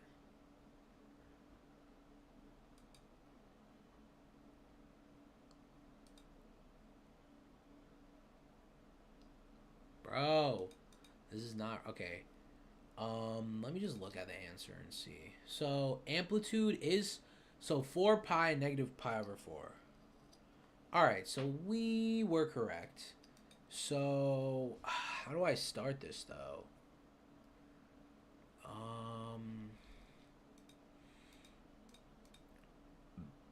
let me go back.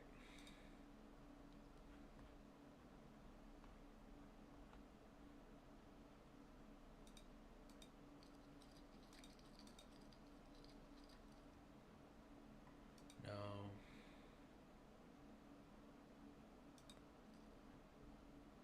Here we go. Here we go. Here we go. All right. So.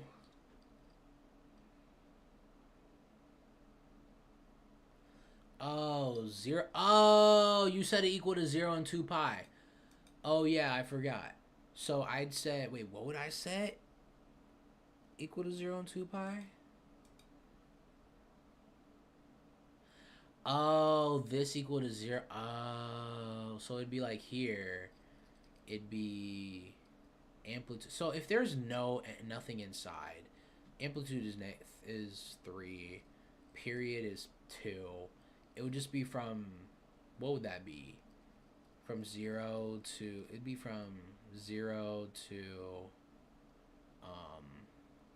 2. So 0 to 2, that's it. So 0 to the period. Okay. And then find the amplitude period. Okay, so for this one, wait, is this the exact same? No, it's not. All right, so, and then sine is from 0, cosine is not. So, yeah, and then you'd set this equal to 0 and this equal to 2 pi, solve it, and you get, so that's where you start, negative pi over 4 and that, and then you want to find the middle. So you add these together and divide it by 2.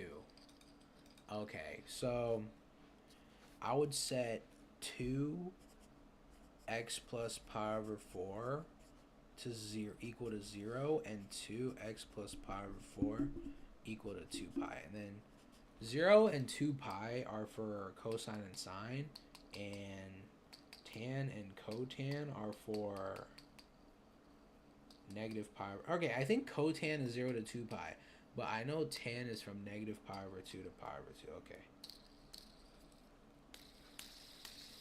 Again, I only need to get like half of them right to get an A in the class. And I'm gonna double check that math.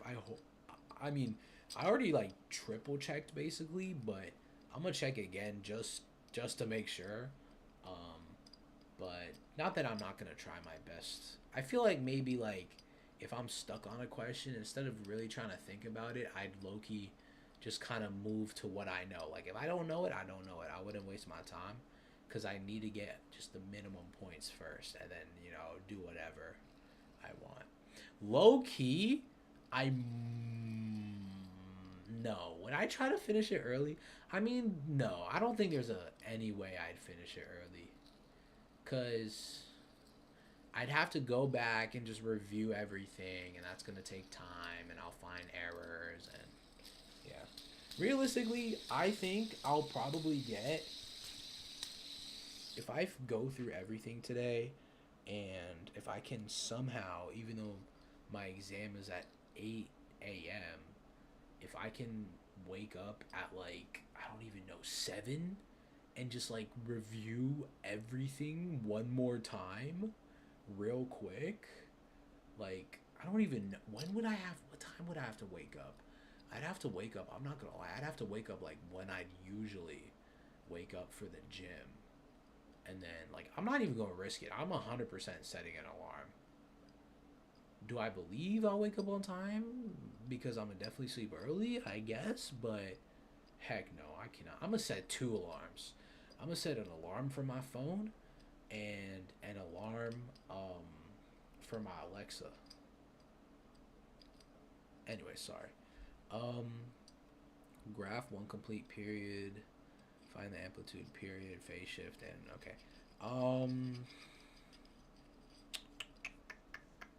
So, oh yeah, I have to solve it. So, I guess we distribute, so 2x, so it would be like 2x plus 2 pi over 4, which is pi over 2, equals 0, and then I guess minus pi over 2, 2x equals negative pi over 2, divided by 2, x equals negative pi over 4, and then we would do equals 2 pi, so Whoops. So it'd probably be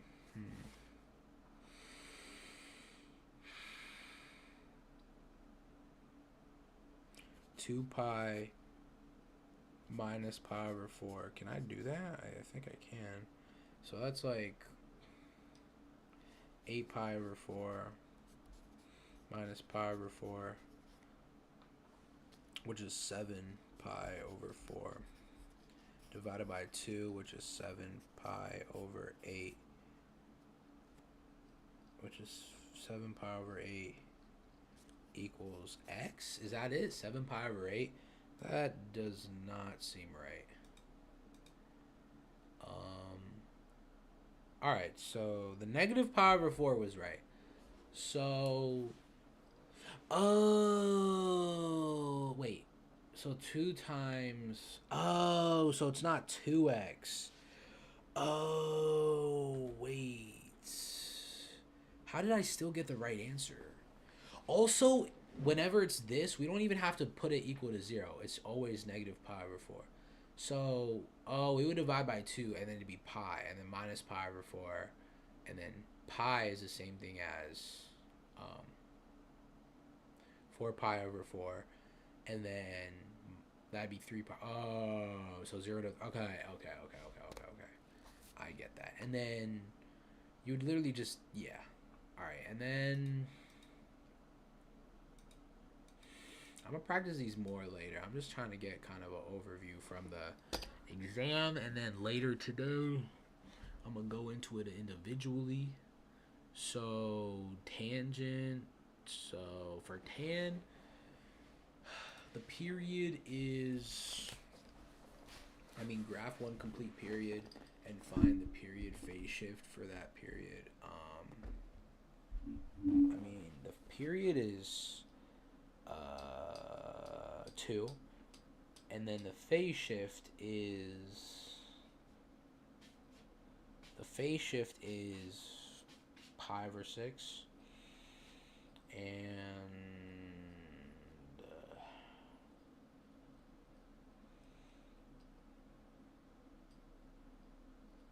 oh yeah, and then the x-intercepts would be just that. So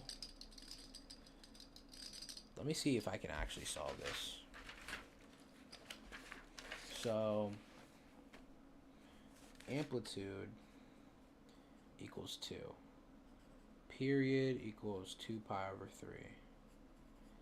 Phase shift equals pi over 6. So since it's tan, you're going to set equal to negative pi over 2 and pi over 2. So x minus pi over 6 equals pi over 2.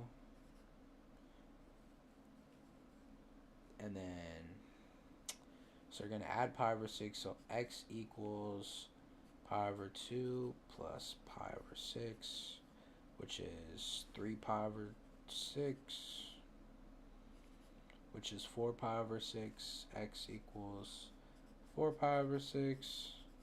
And then negative pi over 2 is just, if it's negative, it'd be negative 3 pi over 6 plus pi over 6, which is negative 2 pi over 6, which both equal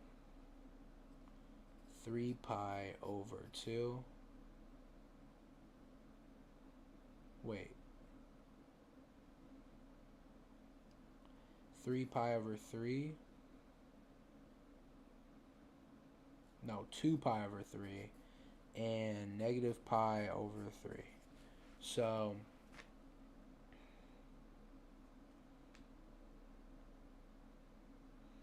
when you graph it, it would be from negative pi over 3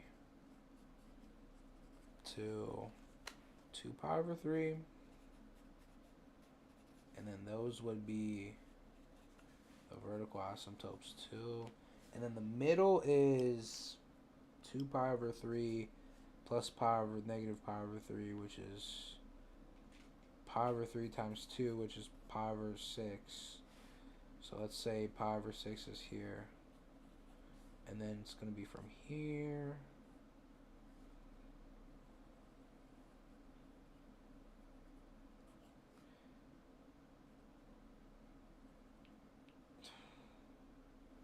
Alright, maybe let me put this closer.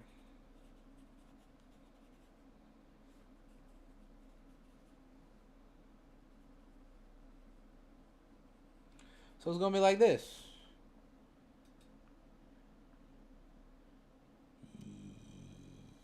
Oh, hold on. Period. So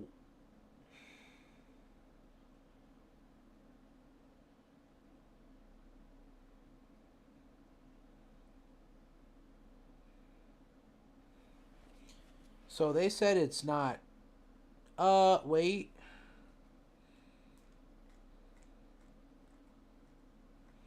So they said 3x minus pi over 6. Oh, I keep forgetting. Okay. I keep not putting the the parenthesis. So, I mean, it's still, yeah, and then it would be, yeah, and then I guess it equals 0 and pi over 3, and then that would be from 2 to negative 2, and then that's for positive, and then if it were like negative, I guess it'd go the other way. Okay. Okay. So I did it wrong, but that's just because I didn't include the parenthesis. And then, okay, let me see this. Find the exact value, tan inverse of negative root 3. What does that mean? I don't know what the inverse means.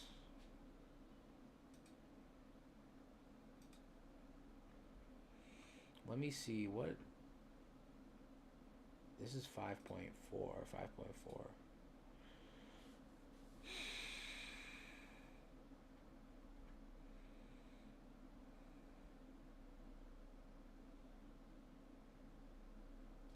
Secant is the one where you have to, okay. Secant is the weird one. Alright, sine inverse of 0 is 0. Sine inverse of negative 1 is negative. Oh, is this the one where literally sine and tan are just negative alternate? So like sine of root 2 over 2 is pi over 4. Wait, no. Sine of root 2 over 2 is pi over 4. Sine of no. Sine of root 2 over 2 would be pi over 4. And sine of negative root 3 over 2 would be negative. Okay. But cosine is the one where you need to know the second quadrant. So, for like tan of negative root 3, so that's pi over 3. Negative pi over 3. Negative pi over 3, and then cosine. So cosine of 0 is, I think, 3 pi over 2. Is it? No. Yeah, 3 pi over 2. No. Pi over 2. Pi over 2. This is pi over 2. So, right? Yeah, pi over 2 and negative pi over 3. And then this one. So they just cancel out. It's just sine of 7 pi over 6. And then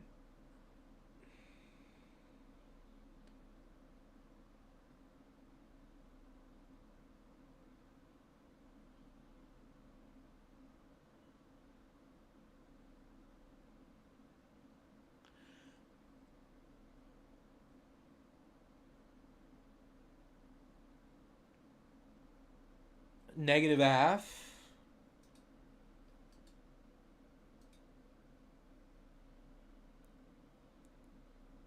What? What? Or no, sine of 7 pi over 6. Okay, I was right. It's negative a half. And then you do the sine inverse of negative a half. So sine inverse of negative 1/2 is the same thing as pi over 6. But this, since it's... Okay, I get it. So this doesn't cancel it out.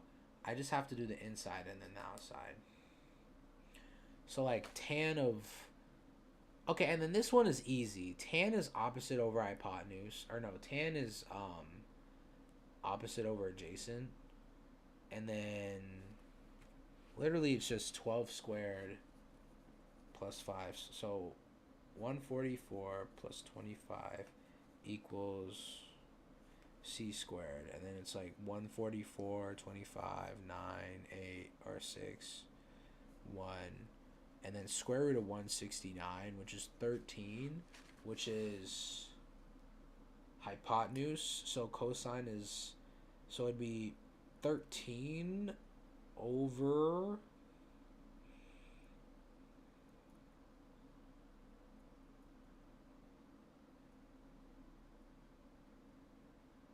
5 over 13.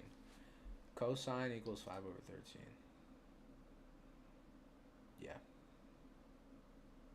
And then this dang ladder. And then a 20-foot ladder rests against a building. If the base of the ladder is 10 feet, and from the base, what angle does it make with the ground? Well, sine of 90 over 10 equals,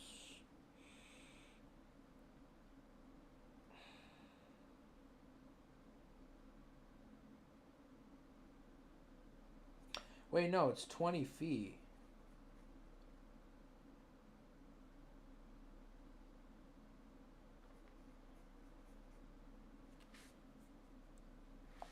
And then, is this a squared plus b squared equals c squared?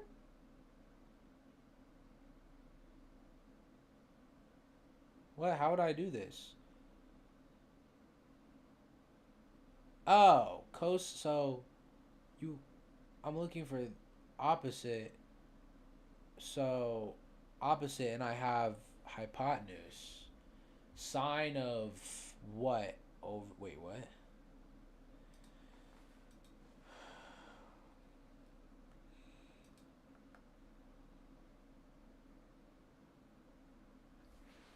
Well, I have hypotenuse and adjacent, so cosine of 10 over 20.